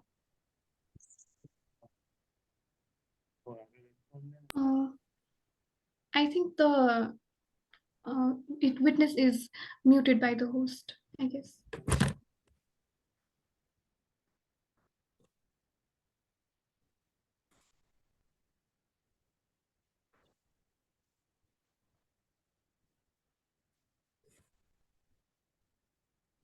Respondent counsel, please invite your witness for the examination. Sure. I would like to, I would like to invite a witness from the side of respondent, Mr. Almas Ahmad, who is the executive member of the company of Fiscal Sense Company Limited. Yes, carry on. Please carry on. Your Honor, defendant is prepared to begin its direct examination, but unfortunately the mic is muted by the host, I guess, for the witness. Please unmute him. What is his name? Shiris, he's here by the name Shiris Bohra. Madam, please unmute him.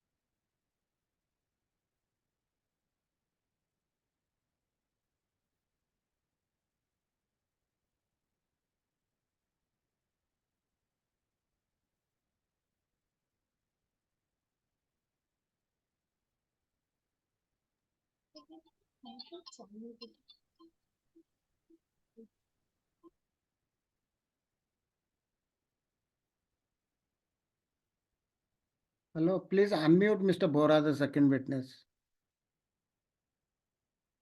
Sorry for the inconvenience. We are having some network issues. Please give us a minute. Sorry. Okay, We're okay. extremely sorry.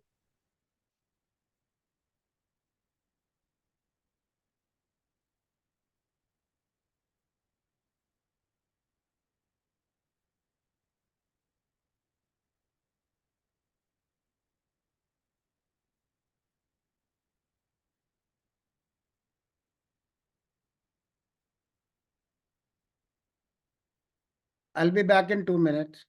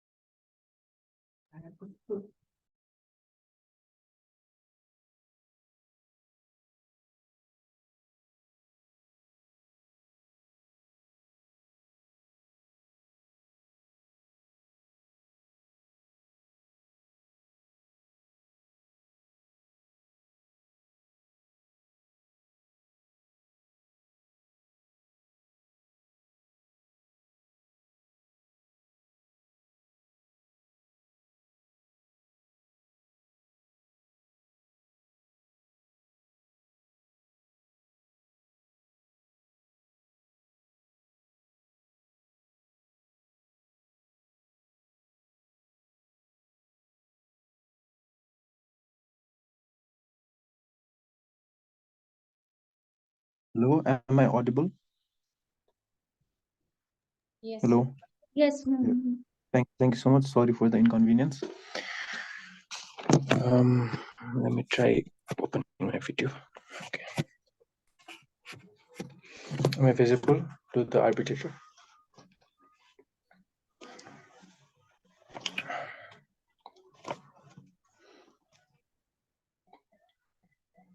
Arbitrator has taken break for 2 minutes. So I request everyone to wait for just around No, I 2 have minutes. joined. I have joined. Thank you.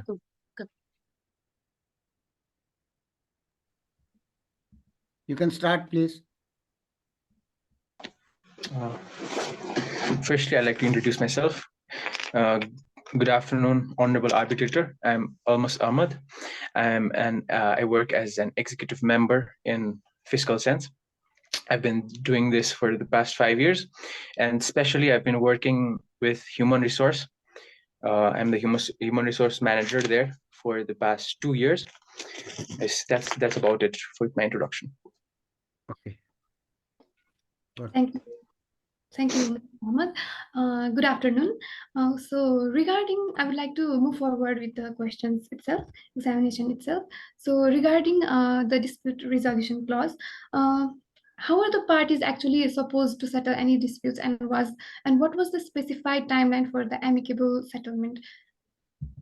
As far as I remember, for the dispute resolution, firstly the parties had to communicate, because there was a memorandum of understanding between the parties to act in good faith too. So they had to first sort it out between themselves amicably. They had to try to find a solution, and if that does not happen, then one party sends a notice to the other party about 60 days before the day they want to take it to arbitration.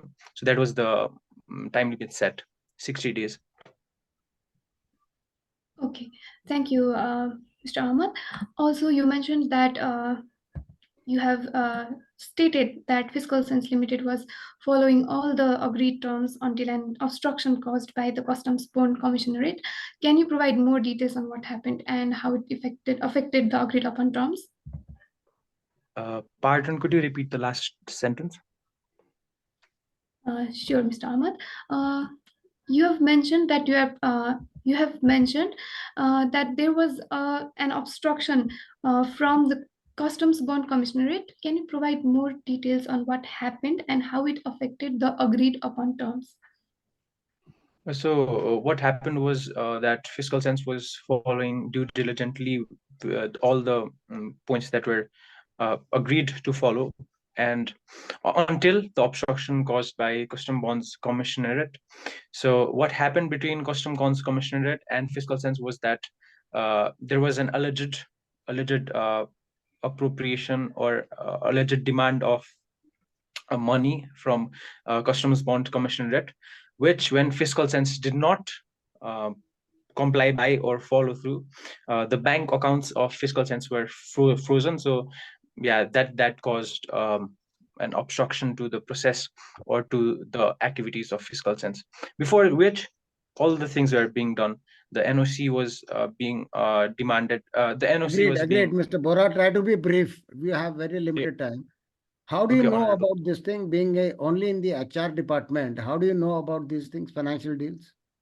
Which were narrated, these financial deals were not narrated by the executive from the finance department, but you in the HR department know about the finance deals. Yes, Your Honorable. HR department is responsible for recruitment and promotions and confidential reports of the employees, not with the finance part of it, whether it was legal or illegal. Yes, yes, Honorable Arbitrator. I was made aware of this because it's not a new thing. It happened around 2018. So I was yeah, you know how it is there in the company. Everybody knows everything, and everybody knows everything. These things are not narrated by the finance department. Everybody knows whether it came in the newspaper, in the media, print media, electronic media, nothing. I happen to come to know about it through colleagues of mine, through grapevine communication, Your Honor. So they are the proper witness. You are the third hand or first hand, second hand.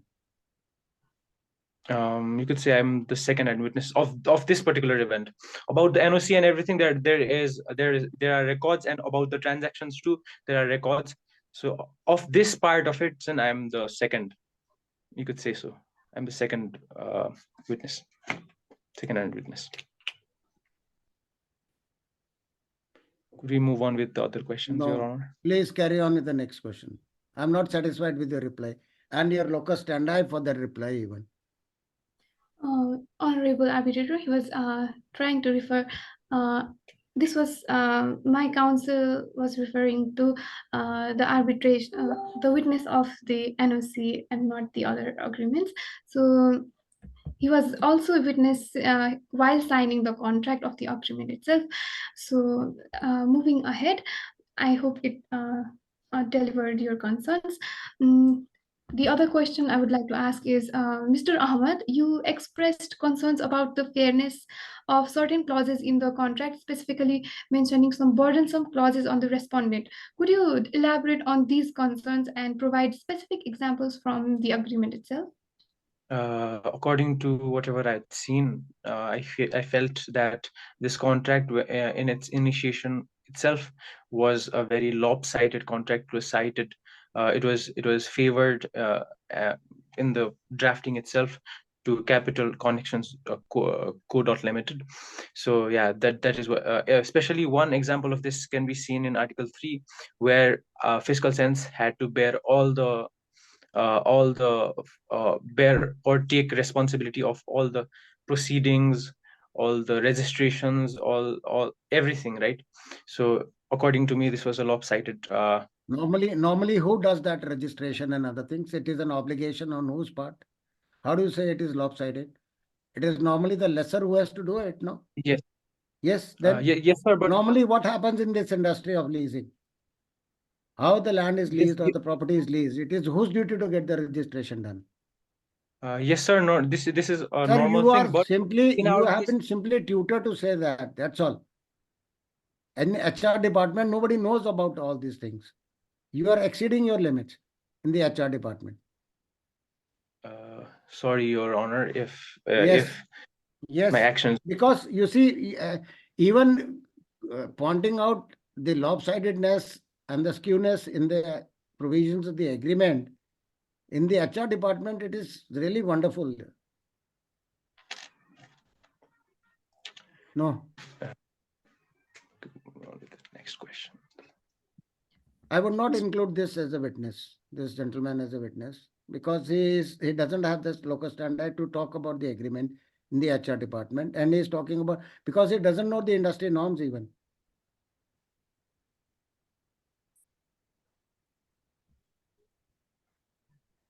Who does the registration?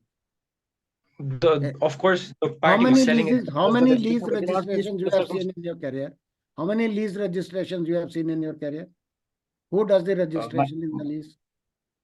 Your Honor, my point was not that we had to do, we had to do No, just no, the no, please, I registration and understand what everything. you say. My point was that we are No, in such a agreed. circumstance that Let's we go are to the taking next question. advantage of. Go to the next Respectable question. arbitrator, Please. can I interrupt? I would apologize on our behalf, and I would like to call upon the other witness, Mr. Azan Rahman. Yeah, because you are asking legal questions, accounting, finance questions from an HR department person who doesn't have that locus. How would you have that knowledge? I don't understand. So If you to ask something about HR, their recruitment policy, the promotion policy, salary policy, I agree. Sir, I'm here not as not in my capacity as the HR manager. Agreed. I see, but you in are my talking capacity as about the something witness of which is document. very minute. Even your finance department, who was a party to the board meetings, board resolutions, and the signing ceremony, she doesn't know about this thing.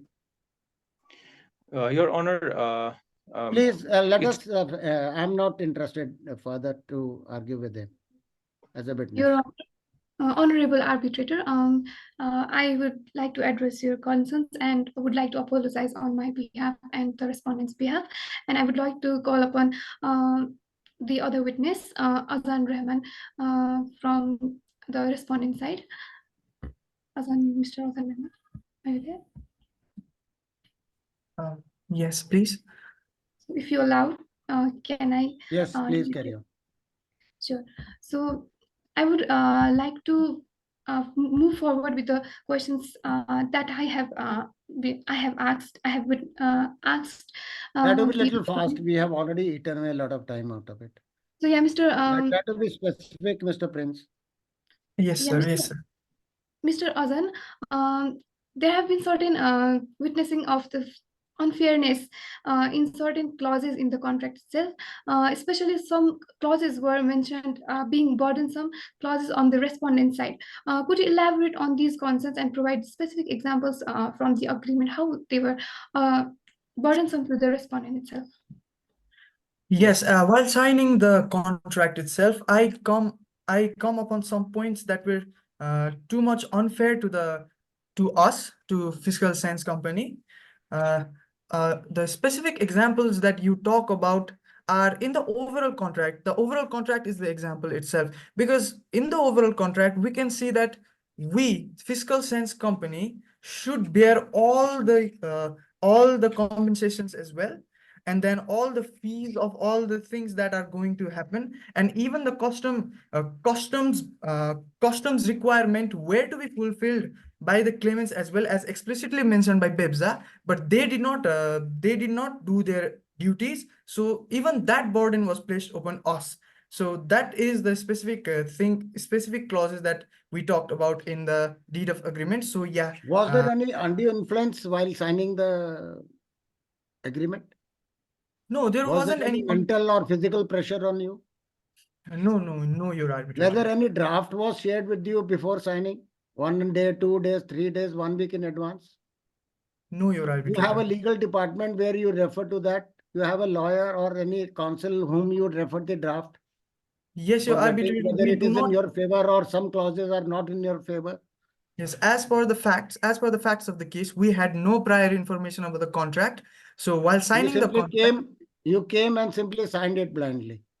no, not blindly. We You could have read refused the signatures. You could have refused the signatures. No, we don't. These are clauses are not in our favor. We'll not sign. You already had the money. You were on the upper hand, no? You already had the 60% advance. You could have said, no, we don't want to sign this agreement, which is not in our favor. Yes, Your There Honor, was no but undue influence, but still you signed it. yes, Your Honor, it was not only influence, but our reputation as Fiscal Sense Limited and our relationship with BEBSA, and we trusted them. That is why our co-counsel told that they But used you our want to trust have and the cake and unfair. eat it too. That is the whole thing. No, you want to have the cake and eat. You want to sign it and blame them also that you signed a wrong agreement. If you take it that way, we have nothing to say. But if you look up on the contract, if you see that how they use their unfair clauses to penalize us in this arbitration, we were not aware that they were going to use those unfair clauses against us. We were acting in good faith and we were ready to do whatever they said. We So were ready how to did they misuse the provisions of the agreement? because they Before penalized that, us after now. that, Yes, before respected signing arbitrator. and prior to signing, after signing, did they misuse those clauses in their favor? Yes. Yes, respected arbitrator, because if we see the NOC clauses, it was explicitly mentioned that it was not only the responsibility of us, but also the claimant to go and clear their custom taxes and everything. They didn't do that. Yes, they didn't do that and use the agreement, which explicitly mentioned that we are responsible for whatever happens. If you see the deed of agreement, there is explicitly mentioned that a lot of burden, if the contract comes to a failure, is placed upon us, and they did not do their responsibilities and they transferred the blame to us while using the agreement as their excuse. That is what I'm trying to convey, respected arbitrator. Okay. I'm partly satisfied, not fully satisfied. Honorable arbitrator, Mr. Ozan's testimony underscores a crucial aspect, the fairness. Yeah, carry on. Yeah, Honorable arbitrator, as I said that Mr. Ozan's testimony has underscored a crucial aspect about the apparent imbalance and unfairness embedded within the certain clauses of this contract. His observations highlight how these clauses disproportionately burden Fiscal Sense Limited, deviating from the fundamental principles of a fair and equitable agreement. Fiscal Sense, in good faith, had attempted to navigate unforeseen challenges, notably the obstruction by the customs bond commissioner that leading Agreed. to Now, as a consequence of these unfair clauses, how did you act and what did you do? You broke the contract or what? Is this the honorable arbitrator? Is this the question directed towards me or the Mr. Prince? Pardon, respected arbitrator, could you please repeat the question? Okay, when you came to know that certain clauses are not in your favor, they are favoring the other party. So how did you act to that? We did everything we could in our power, respected arbitrator. You could even see in the case facts that even though those clauses were mentioned, we applied for the NOC. We wanted to transfer the land to them, but since they did not fulfill their contractual obligations, we did fulfill our can you yes, cite one or two examples out of it? Which yes, were their obligations which they did not fulfill? The NOC obligation is that they were supposed to go to the custom bond commissionerate and then clear their customs, taxes and everything. And the second, did you tell them that you have not done your duty properly, your obligations you have not fulfilled? No, Your Honor, the NOC was issued to us. NOC was issued to us. They were the failing parties. They were the failing parties to do their obligations. The NOC was already issued under. Agreed. Did you write any letter to them or any notice to them that they are not fulfilling their obligations? Or No, it Your was Honor, just your assumption? No, it was not our assumption. We assumed very good of them in good faith that they would go and clear their customs. But did till you write today, to them that they are not fulfilling their obligations? Your which is harming.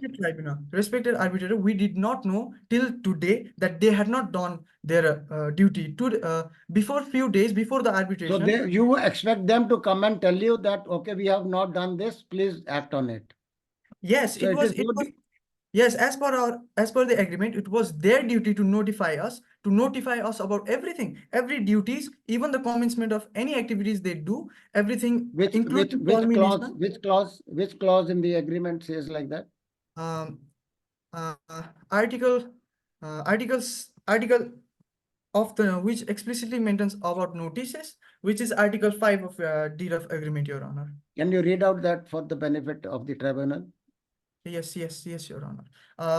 Article 5 of the deed of agreement explicitly mentions that all notices, the first starting phrases mentions all notices called for under this agreement must be in writing and will be deemed given when transmitted through electronic mail or registered mail to a party at its address written above or at such other addresses as a party may thereafter designate in writing to the other party. This implies that whoever does anything, any activity, it is their duty to notify the party in objection, my lord. Hold on, your turn will come. You have raised your hand, I have seen it. Don't interrupt in between and let him complete his sentence. Yes, please carry on. Yes. The Article 5 of this contract implies that whoever does all activities or all notices as written in the contract, whoever does the activities should give one another the notice that is written in the contract, Your Honor. Okay. If it doesn't give the notice, then what happens? You keep on sleeping. You keep on sleeping that, okay, one day the notice will come, then we will act. If he has not done his obligations properly or to your satisfaction, why you are sleeping on those? No, Your Honor, we do not see it that way because we were trying our best to complete the contract and we were trying our best to not doing your best. Your business acumen and your faculties were not awakened. Pardon, Your Honor. You were not awakened. You were just sleeping on your past deeds. That's all. You could have pointed out that they are not fulfilling their obligations.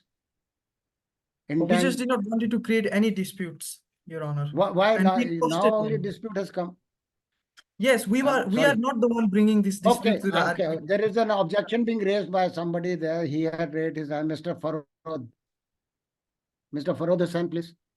Unmute yourself and come on the.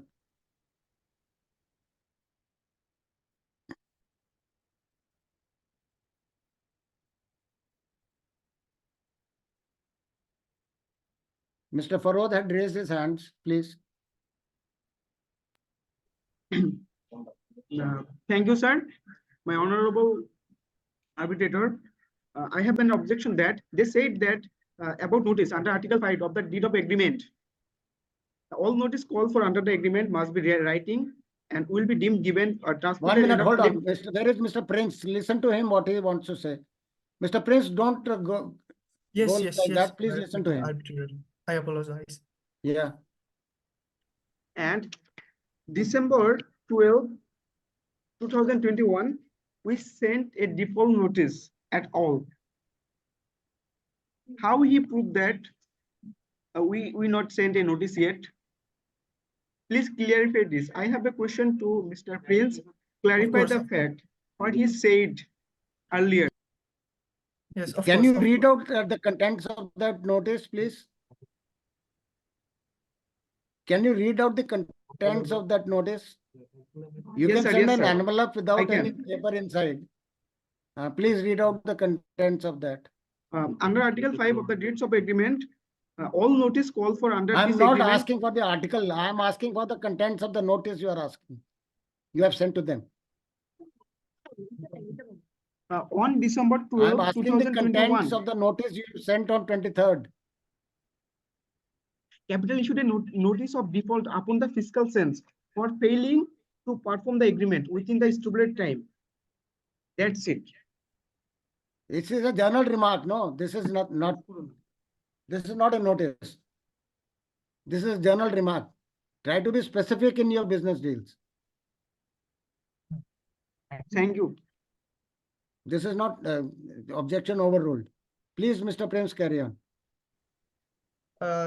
Respected arbitrator, as you can see, as it was evident that they are blatantly speaking everything on their favor, they do not have sent us notice. Yes, they have sent us notice about default, only the default. They have not sent us any other notice, not about the termination as well, not about the functions they have done to contribute to the contract. Not even, they have not even approached us to resolve the dispute as per article that oversees the dispute resolution in our deed of agreement. They have not even tried to contact us. They have not even tried to settle any dispute. They just want to present us in this arbitration and claim the legal Mr. Prince, damage. can you read out the dispute resolution clause?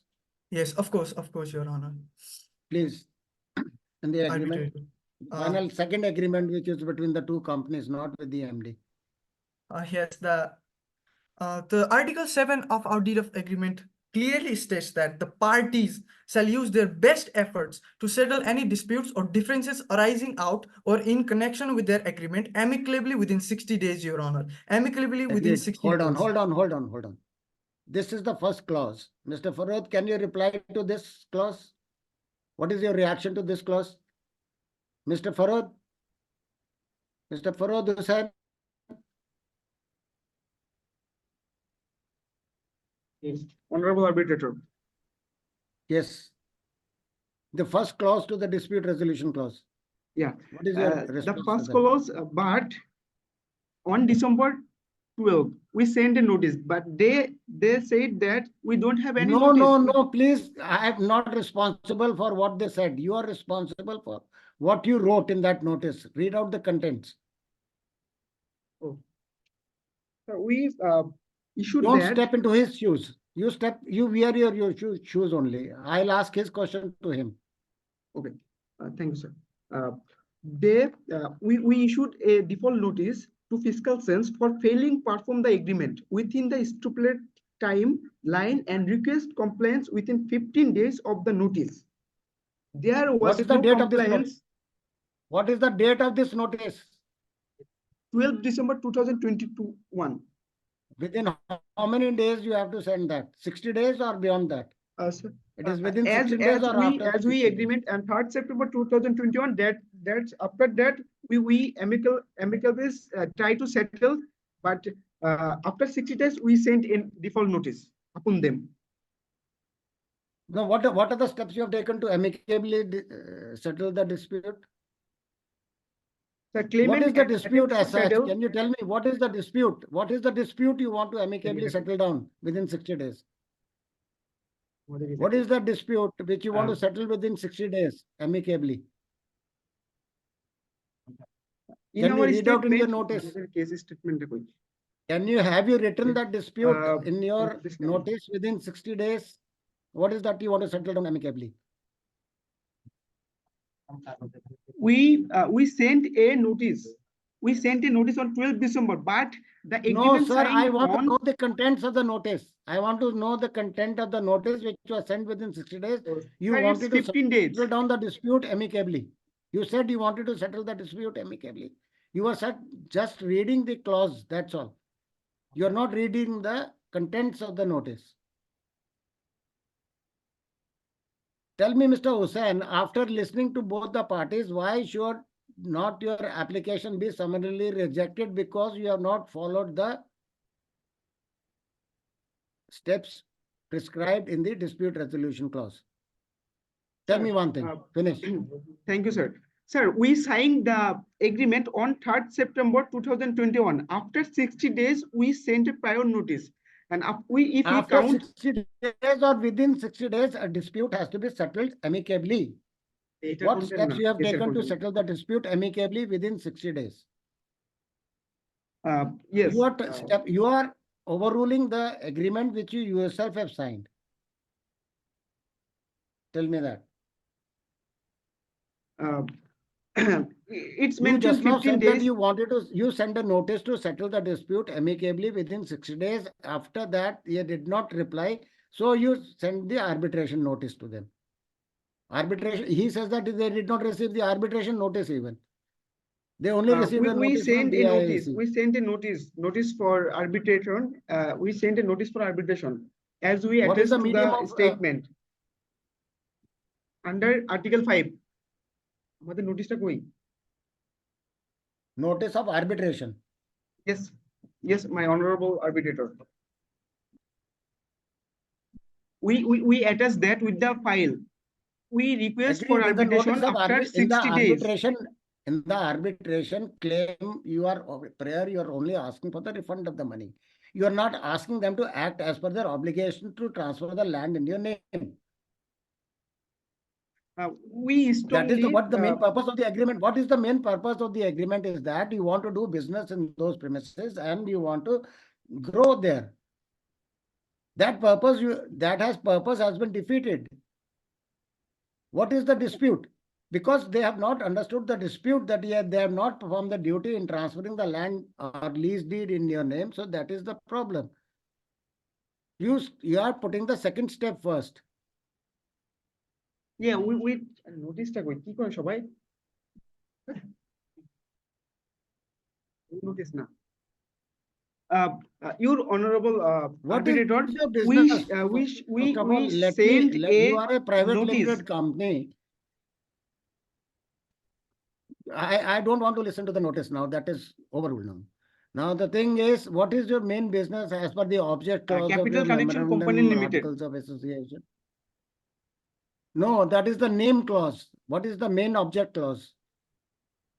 As per the article, memorandum and articles of association, what is the main business? It says, sir,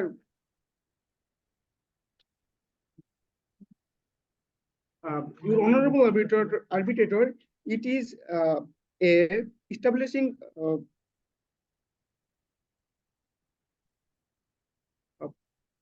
sir, can you hear me, sir?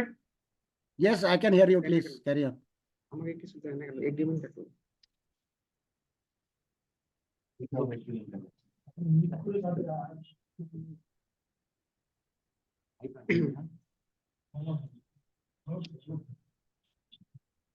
Can you hear me, sir? There is a little. I'm sorry for that. There is a little bit net problem, internet problem.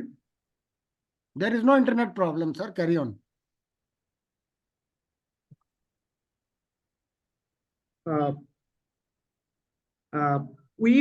We want to take.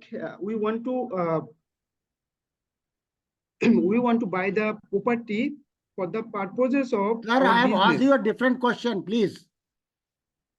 I'm very specific. What is the object clause and the main business in your object clause in the memorandum of association as a company? You are a private limited company registered with the Registrar of Companies, Bangladesh.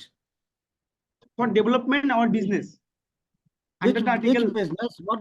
What is your garment business? You are dealing in steel, you are dealing in property. What is your main business? I have not understood that. And what for you're leasing the property there? Key business. Taking on lease. Sorry, yeah, it's what garments, business you want to do business. in that leased property? What business you want to do in that leased property? I want to understand that. It's a garments business. Garment business. What Yes, is the memorandum and article say about? Are you a garment company?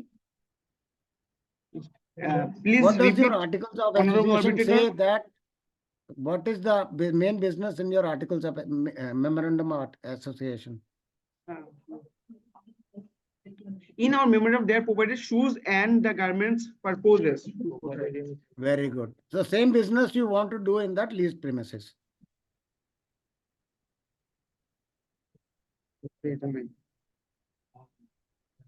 Same business you want to do there and set up a factory. And it's a factory for purposes, and steel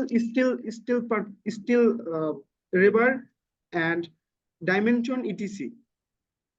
Okay.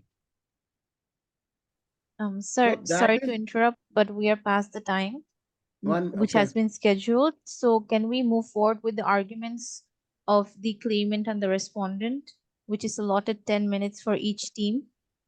Okay. So can we have the arguments and summations by the claimant? You will be allotted 10 minutes. Please stick to the time limit.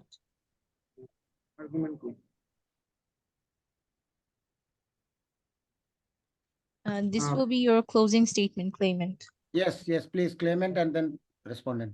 Sir, and closing you, Ryan.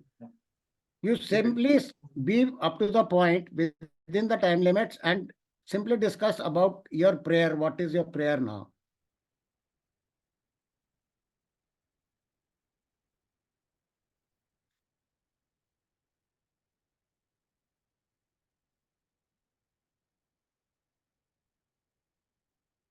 Who is going to speak? Mr. Rehan? Mohammed Rehan? Who is going to speak, please? Thank you. Can you hear me, sir? My lordship? Yes. Yes. May it please my lordship, my name is Abu Rayhan on behalf of claimant. Thank you, my lord. Shall I proceed my submission? Please. Carry on. Thank you, my arbitrator. Uh, yes. The parties shall use their best efforts and to settle the dispute of defense arising of connection with the agreement amicably within 16 days.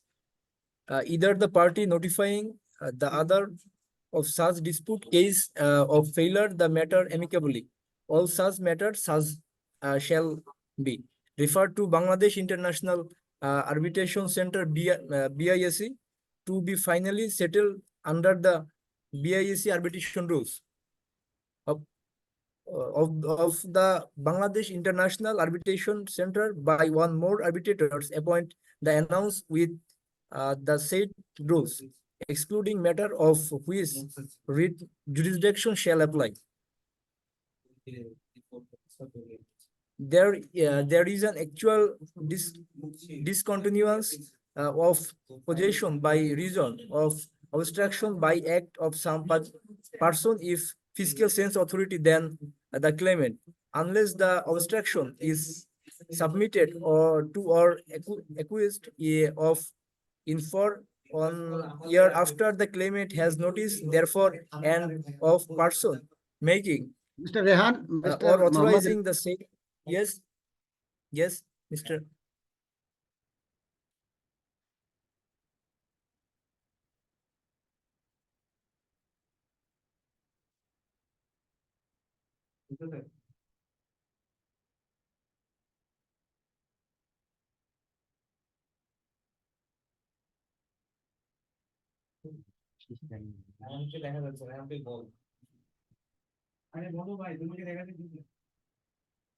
Am I visible? Can you hear me, my lordship?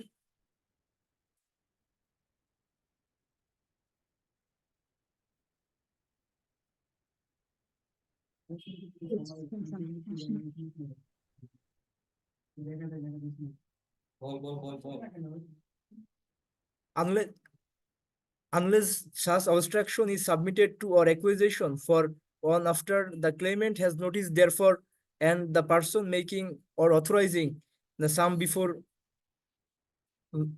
made.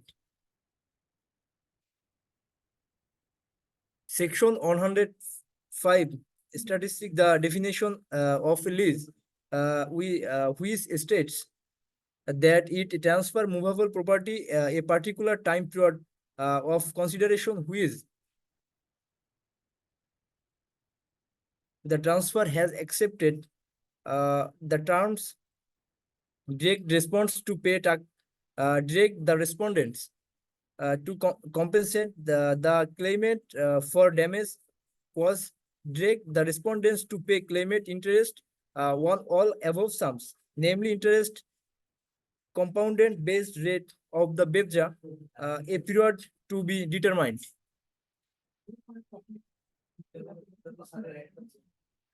According to the respondent, the application judge erred by placing evidentiary owns the applicants to show what damage is suffered as a result the buyer dishonest conduct under the contract.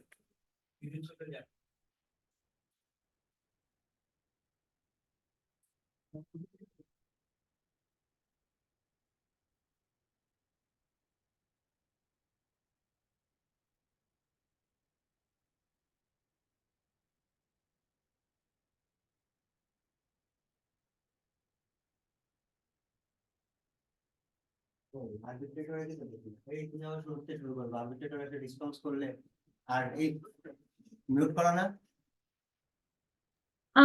wait for a minute. Our arbitrator is not now present now. Please wait for a minute. He just took a break. Please. Okay. শুরু থেকে আবার শুরু করবেন আর লাস্টের কথা হবে please adjudicate this মানে আচ্ছা আর্গুমেন্ট তো রিলিজ করতে পড়ে যাবে আর্গুমেন্ট তো আগে করবে ক্লোজিং স্টেটমেন্টে আমরা রিলিজটা চেয়ে বলবো পরে আমরা আবার রিলিজ করব আবার রিলিজ লাস্টে না release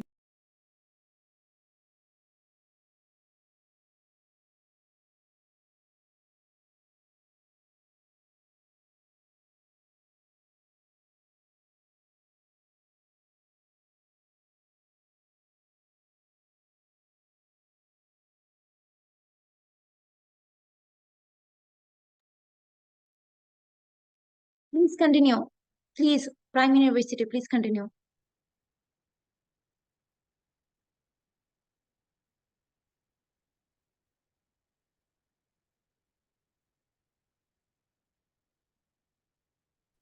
I'm sorry, there was a disconnection in the internet. I'm sorry. Can you hear me, please?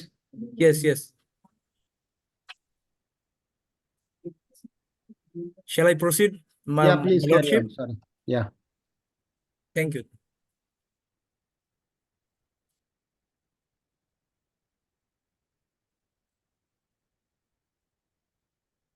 Direct the respondents to take all necessary steps in incorporate and register of the leased property and for the transfer of the leased by the leaseor, Bangladesh Export Processing Zone, BEPZA, and deeds and agreements under or registered company under the Arbitration Rules 2019.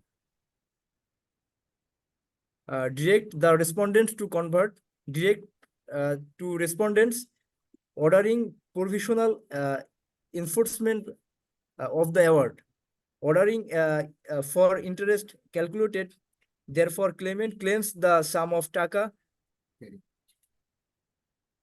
31,58,400 taka and interest calculated at the rate of 14% per annum and legal expenses of the sum taka 3,39,840 taka.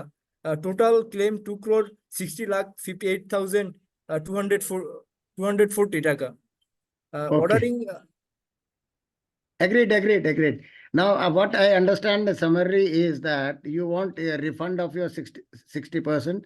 You Yes, want an yes. interest on that and the legal expenses. Yes, You don't want the yes, property. yes. You don't want to do the business there. You don't want the property to be transferred or leased in your name. You only want the refund of your money. That is your claim. That is your prayer. Yes. You only want the refund of the money. You don't want you want an interest on that. What is the rate of interest you are asking for? 14%, 40%, 14%. From where did you get 14%? 14%. I started the arbitration with the proceeding that it is based on UN civil laws, Bangladesh Arbitration Agreement 1991. Yes. And the agreement rules of BIAC. Please let me complete. BIAC rules on arbitration and the agreement. Whether the agreement permits you to have interest. Kindly quote the clause. Article number. I want to refund taka 2 crore 24. Sir, please kindly quote the clause or the article number in the agreement between the two inter-sea agreement, where it says that you are entitled to any interest, any party is entitled to interest by the default of the other. Whether the agreement permits you to have interest.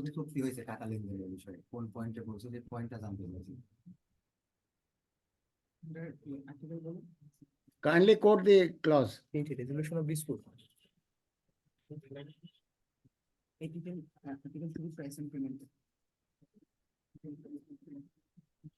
Sorry for delay.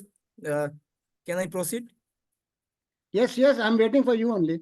Yes. Other parties also waiting. Please, we have a time limit. Yes. Thank you. According to Article 3, price and payment, the total value of the schedule A and B, A and B use $48,000 only, which is Sir, equal I'm to talking about the interest, 14% rate of interest, where it is mentioned in the agreement. It is not mentioned. Can you refer to the rules, BIAC rules, where the interest is mentioned? It is mentioned in clause Article 2411. And the Arbitration Act, it is mentioned in section 38(6). It talks, please listen to me or you listen to your colleagues. The act, the rules, BIAC rules permit you to have some interest, but the rate is not mentioned.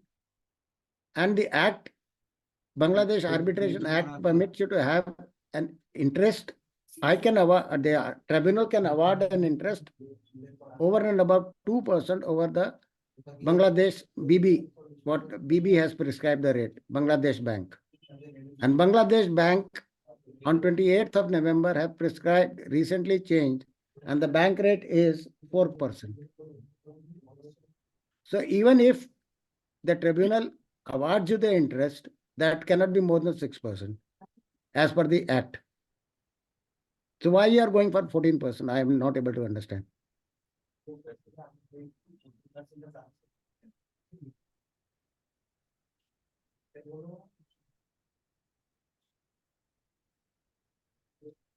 Okay, let's. And why should the legal cost be? You are the claimant, and why the legal cost should be refunded to you? You are arguing your case, he is arguing his case. You bear your costs, he will bear his costs. Why should your costs be borne by him? What is the argument for that?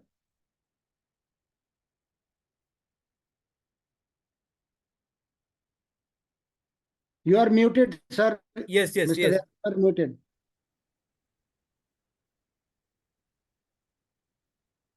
We want to we want to claims the sum taka 31,58,000. Sir, I would request you. Yes. I would request you when you frame your statement of claim. Listen to me. Listen to me.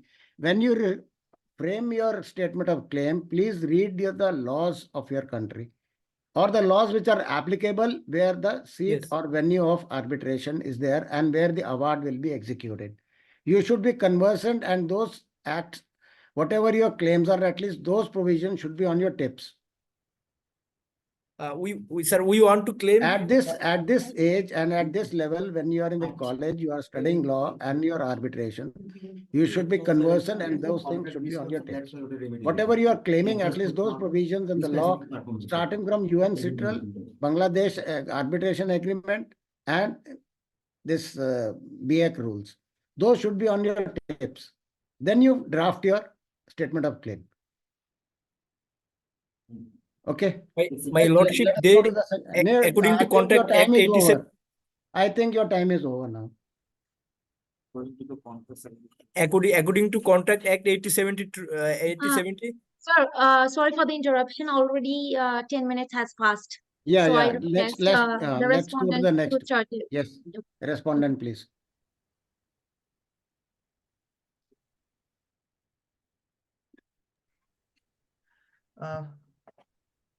Honorable arbitrator, I am here again, co-counsel for the side of Fiscal Sense. First of all, I'd like to point out that the claimants, as their behavior, are blatantly misleading the court, Your Honor. Sir, I want you to simply don't. These things should have been told in the first and second hearing. Now you have to simply counter what he's telling and summarize the whole thing. You have to simply counter the claim which he has made. The amount, he's not asking for the land or the lease now. He's only asking for the refund of the amount. He's asking for the interest, and he's asking for the cost. So you reply to that and let us be brief on it. Why it should not be paid to them, and why you should not give them all these three things. As we have already argued earlier, these things should not be given to them because we own the possession, we have the possession of the land, and if that is to be transferred to them, they were to pay the advance. they paid the advance, but due to their own fault, we are not being able to transfer that. And I will come to the advance amount, your arbitrator. The advance amount we cannot transfer to their bank because as per the facts of the case, our bank account is completely frozen due to the issue we have with Commissionerate Board, Custom Commissionerate Board of Bangladesh, Your Honor. If that is cleared, I'd What like is to. that issue? What is that issue? Your Honor, your Honorable Arbitrator, the Custom Commissionerate Board of Bangladesh had illegally asked us about the money, and the suit is ongoing as per the facts of the case. So that is why our bank account is freezed by the government itself. From 2018 to till now, that case is going on, and our bank accounts are being frozen by the board. Did they issue any notice for freezing your account? Yes, in 2018, it was announced Did that they our issue any account. prior notice? I'm asking, did they issue any prior notice to freeze your account? That we, Respected if you don't do arbitrator, this, freeze your account. Respected What is arbitrator. What are the contents and what is the substance of that notice? There is, due to the factual limitations of the case provided to us, we cannot answer our question. But assuming that government is freezing our account, it must have noticed an issue. No. Because of your fault, and which you don't want to disclose, why should they suffer with that 60% money? They are not, respected tribunal. You are as not per giving case them the fact- leased property. You are not giving them the refunding their money also. Yes. Because of your fault with Bangladesh, some Yes, Bangladesh Your government Honor. authority, which was Yes, to, and you don't want to disclose what were your fault. Yes, we do not want to mislead the court because there is nothing mentioned in the facts about our fault. It is just clearly mentioned that, respected arbitrator, that we Can are. you read out? Do you have that notice in front of you in your file just now? Can you read out the contents of that? Or you can take the help of any of your colleagues? No, arbitrator, because as per the case facts, we are not able and allowed to disclose. No, you are anything that allowed goes- to, at least in front of the court as an evidence, you have to put that. You cannot make a general statement that you are prevented because your bank account is seized. The tribunal has an experience of banking industry. Listen to me, and even the CEO of BIAC is an ex-banker. We know all those things, that why a bank account is seized by any government authority. Only because they ask for some bribe, they will not do it and put it in writing that we asked for some bribe and they did not pay us, and so. Respected tribunal, what I want to convey was that because of the fact, the case, I would read you the provisions of the fact that clearly states that our bank was frozen. And because of the notice, even the claimant and BIBSA knew that our bank was frozen, but Agreed. the organization I did don't not deny that your bank account is frozen. I don't Yes, deny that. Yes. But I want to know the reason why it is frozen. Because of your fault. Not, listen to me, because of your mistakes, your account is frozen, not because of the claimant's mistakes. Your Honor, it is not. You listen to me. What do you mean? It is a force majeure case? It is not a force majeure case. It is It clearly is not a stated force in majeure facts. case. It is not change of law. It is not an act of God. It is illegally demanding of money from us by the commissioner. No, you are simply trying to camouflage that. No, we are not, because what is written in the notice, you are not disclosing that. Respected arbitrator, I'd like to read out the fact that states that it was illegally frozen. If that is your document, I want to see the other party document. Your document, you can write anything. Respected arbitrator, your that is not document, you document. can write anything. Respected arbitrator, I want that to see is the not our document. document. I want With to see all the due document of respect. the other party. What they have written. Have they sent any notice that if you don't comply by this, your bank account will be seized? What is that Respected notice? arbitrator, that is not written in our documents. That is written with the documents given by BIAC to us. It clearly mentions that, yes, that is the case fact, Your Honor. That is not Pardon our me? document. That is the case fact. That is not our claim. That information was provided to us by BIAC itself, that our account was illegally frozen by the Commissionerate Board. We are not trying to camouflage anything. We are not trying to come up with facts as the claimants did. Okay. It's a statement of fact which has to be taken for granted. Yes, Your Honor. Yes. Okay. That was what. I was trying to Okay, agreed. clarify. Okay. While Yes, drafting this case, it was done like that. yes, your respected tribunal. No, in fact, to be very frank with you, a government authority would not illegally freeze anybody's account Yes, of and course, without arbitrator. sending a prior notice, and unless and until you comply with those, they would not do it. Yes. And they would not ask you to bring some moon rock and present to them. Yes, your They arbitrator. would ask you to do something which is feasible and within your business powers. Yes, your arbitrator. As this is a hypothetical case, I assume that BIAC also presented us with a hypothetical situation here. Yeah, so try to be in the sense that in your practical cases, you should be very practical, and with the documentation, you should be ready. Yes, with that. agreed, respected tribunal. So shall I Okay, continue? now what about other part of it? Why you are not refunding their money? The bank account is frozen, respected Okay, when your arbitrator. bank account, can you give them assurance?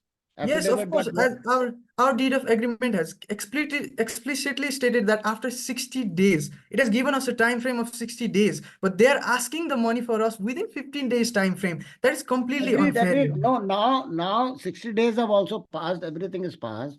Yes, Your Your bank Honor. account is frozen. They are asking whether you refund our money. So Yes. you are not able to refund the money because your bank account is frozen. Yes, yet we are not able So to refund yet. moment that freeze is lifted, you will refund the money to them. Sure, of course. Why not? Why would Can we you want give a to bank do that? guarantee for that or something like Yes. that? Or a Yes, affidavit? Bank Yes, will not give a guarantee. Can you give Of course. this thing? Yes, Your Honor. As MD and as I had acted as an MD, I can vouch for the company and clearly say that after the case with Commissionerate Board is over, we will gladly return back to you your 60% of advance, but the asking of your interest and asking of The your legal claimant fee is not is honoring anything which is done by the MD. They are honoring only when it is done by the company. Yes, because I now That as an is MD, our I'm problem. representing the company, Your Honor. Yeah. Previously, I was in my own. Now, according to this new agreement that we have signed and agreed, I am the representative of the company. So do you agree that any agreement you had signed on your personal capacity without taking the company into confidence or the board into confidence?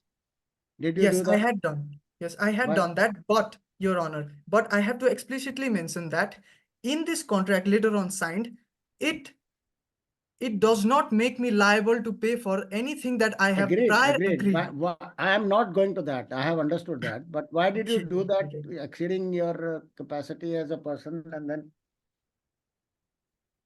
taking undue advantage of your designation as a managing director of the company? You entered into the agreement in your personal capacity. I would not like to create any hypothetical situations anymore. Sticking to the case facts, that information is not provided to me, Your Honor. What about interest now? Interest they have claimed, or interest that there is a counterclaim also in your statement. What is that? Yes, Your Honor. Now, as this is arbitration and alternative dispute resolution method, instead of proving who is guilty and who should be punished, we would come to a conclusion that we would like to revoke our claims. We would just want to conclude the case here, because as you can see, they have not made good agreements, and even they have pressured us too much into this arbitration. We would just like to conclude this arbitration, and if the tribunal deems it fair, we would like to claim for the only legal fees, nothing else. If not, we would just like to cut our ties with the company and end the matter here, because we are innocent and they are trying to juice us for the interest and for their legal fees. I think it has already been evident by now to the arbitrator. Agreed. Now, let us finish up the whole thing. My advice to the young students of the law college is that it is not only the arbitration, it is the drafting of the initial agreement also is very, very important. How the business is to be done, and ultimately the dispute resolution clause. The venue, the place it has to be arbitrated, the rules and all those things have to be very clearly and categorically mentioned in the agreement. So it is not that the agreement is signed and done and drafted, finished. No. A lot of brainstorming has to be done in drafting the agreement, and drafting an agreement itself is an art. There are separate courses conducted globally even for drafting of agreements and the dispute resolution clause. So those things try to make very, very clear in your mind how to do that and understand those things when you go back. Both the parties have argued their cases very well. And Sir, sorry for the interruption. Can you give your feedback after some time? okay. Okay. Sir, sorry. And I would like to thank you, Honorable Arbitrator, and participants from both Kathmandu and from Prime University for this wonderful session. Dear all, it will take some time to prepare our results. During this period, we will watch a video on introducing BIAC.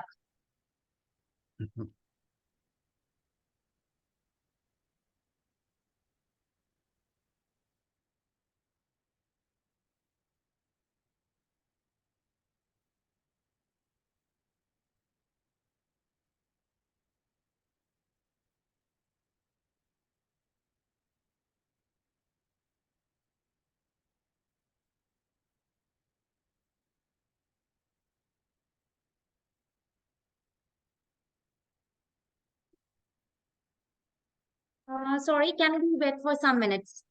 Yes, we can wait. Okay.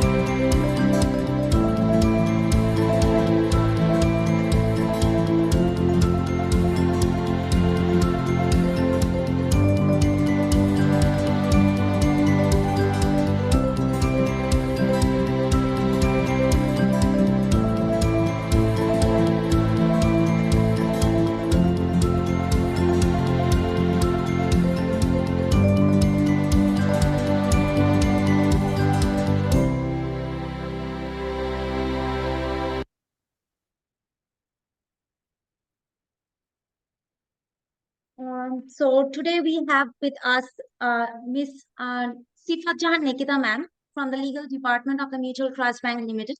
Now we request Nikita ma'am to say a few words for our students and audience.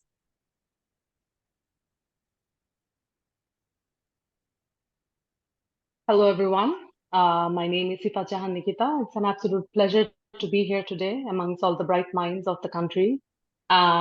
I take great pleasure evidencing anything about alternative dispute resolution and arbitration.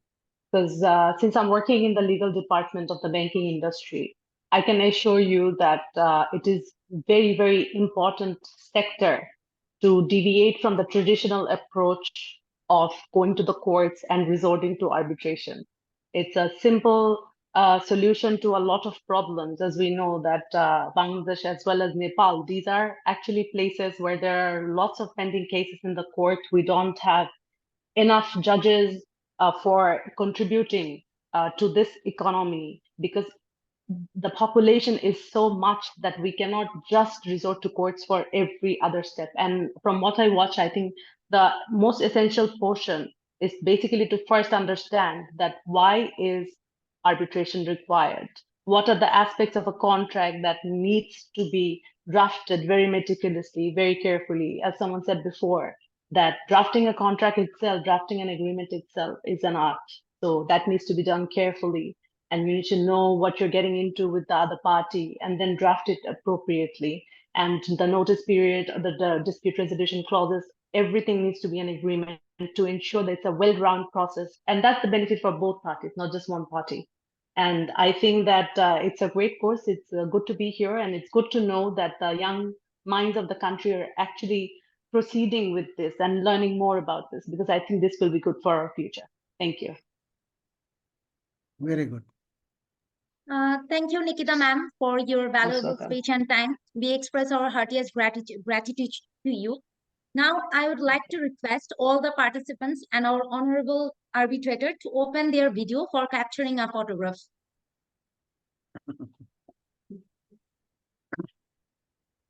Nitika ma'am is from which bank? From Mutual Trust Bank. I'm from Mutual Trust Bank. Oh, good. Do you have Sharia financing in your bank? Yeah, we do have Sharia financing. Which one? We have Yaqeen. Zaki. You have anything in Ijara or something? Sukuk? Yeah, the Yaqeen program is actually well-rounded in Sharia banking. So there is Ijara as well. Okay, good.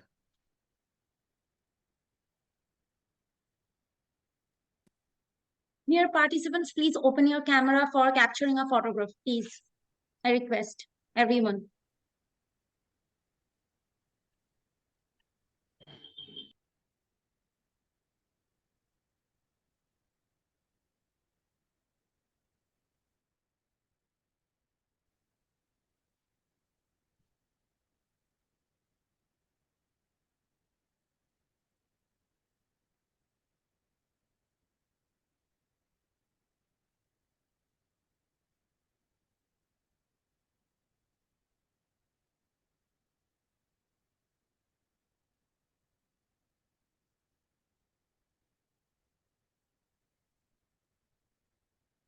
Well, thank you. Now I'm handing over the floor again to our honorable arbitrator of the session to declare the result along with his feedbacks. Please, sir, continue. Thank you, thank you. Only my advice to the young law students is that they should take care from the very beginning itself. It's a very important course, like Madam Nitika was telling just now. Alternate dispute resolution is less costly, less time consuming. And to be very frank, it is, we all in the Southeast Asian countries, Nepal, Bangladesh, Sri Lanka, India, Pakistan, we all belong to the developing countries. We are not developed countries where people can afford a long time and long time of money in the sense to in the unproductive courts and those things. We should go in for our alternate dispute resolution. And second is how it has to be done. The contracts have to, and agreements have to be very properly drafted. That is an art you have to learn at this age. It's very good. And experience also. In our days, we didn't have this internet and other things. I'm really thankful to COVID that we are sitting in India, you are sitting in Nepal, somebody sitting in Bangladesh, somebody in Pakistan, and we are interacting with each other and learning from each other. It is not that you have to learn from me, but I have also learned a lot of things from your young students. And some of the arguments were very, very good. And I have noted down also in my diary about it. And it is, life is always a process of learning. And keep learning, and you must study at least minimum 10 to 12 hours in a day, then only you will become master in your subjects. Not only your own laws, but international laws, case laws, like somebody was quoting Supreme Court of India, those cases, very good. And you should read all those case laws. And to be very frank with you, I can proudly tell that there was a time, Bangladesh, India, Pakistan, they were all one country. And we have borrowed all the jurisprudence from the English laws. And our courts used to quote case laws in UK or in USA, but now the situation is vice versa. I have been reading certain cases which are pronounced by the Supreme Courts in USA. They are quoting certain instances from the Indian case laws or even Indonesia case laws they are quoting. So it is very good to learn. Even Malaysian case laws are very good. Read those case laws and you will learn a lot of things from them.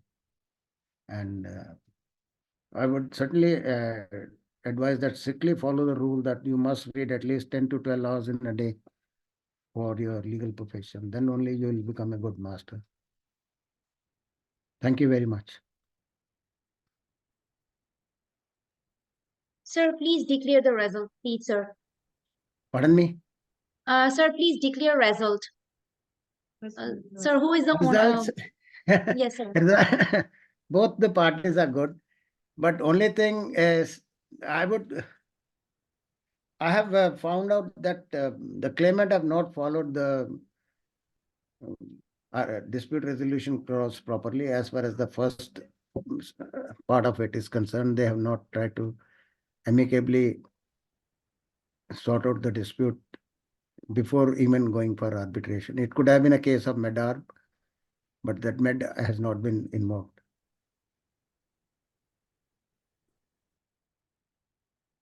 But even if that mistake is not taken into Sir, consideration, please declare the name of the winner. Sir, please, sir. winner is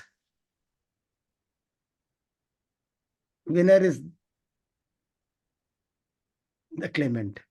Winner is the claimant, and they have to get their money back, because I'll tell you the reason why they are the winner is that because the respondent could not properly reply to the fact that why their bank account is seized or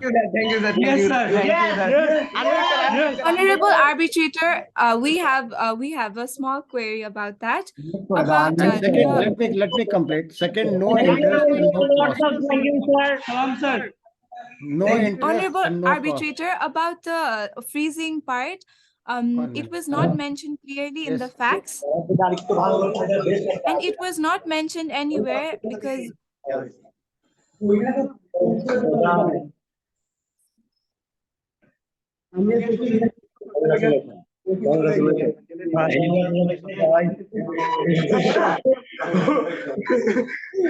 Oh my God.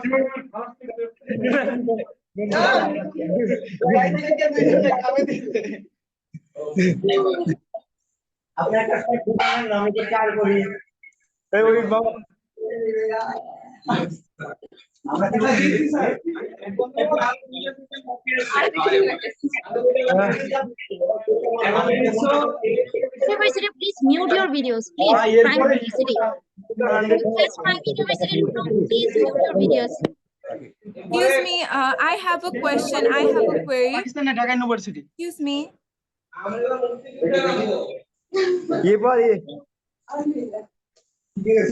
আমি গ্রুপে বলে দেই সবাই winner winner এই নেপালের সাথে আরবিট্রেশনে আমরা জিতে গেছি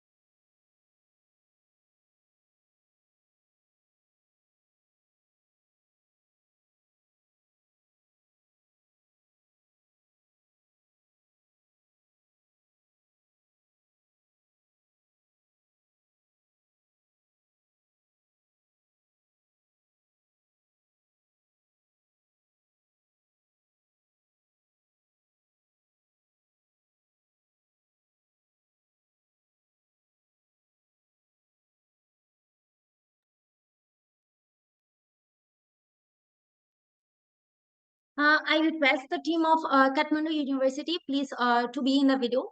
We are answering your queries, please. Could you please repeat what you said? Sir, please be present.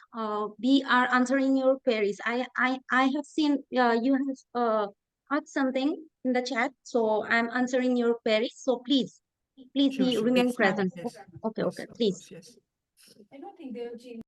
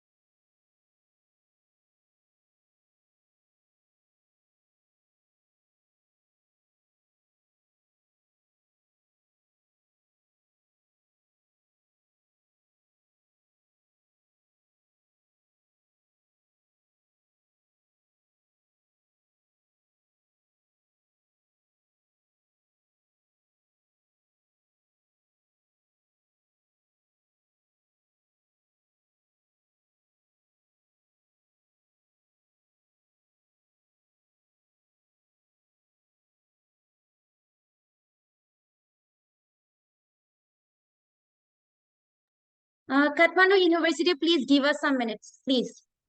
I request. Sure, ma'am, sure.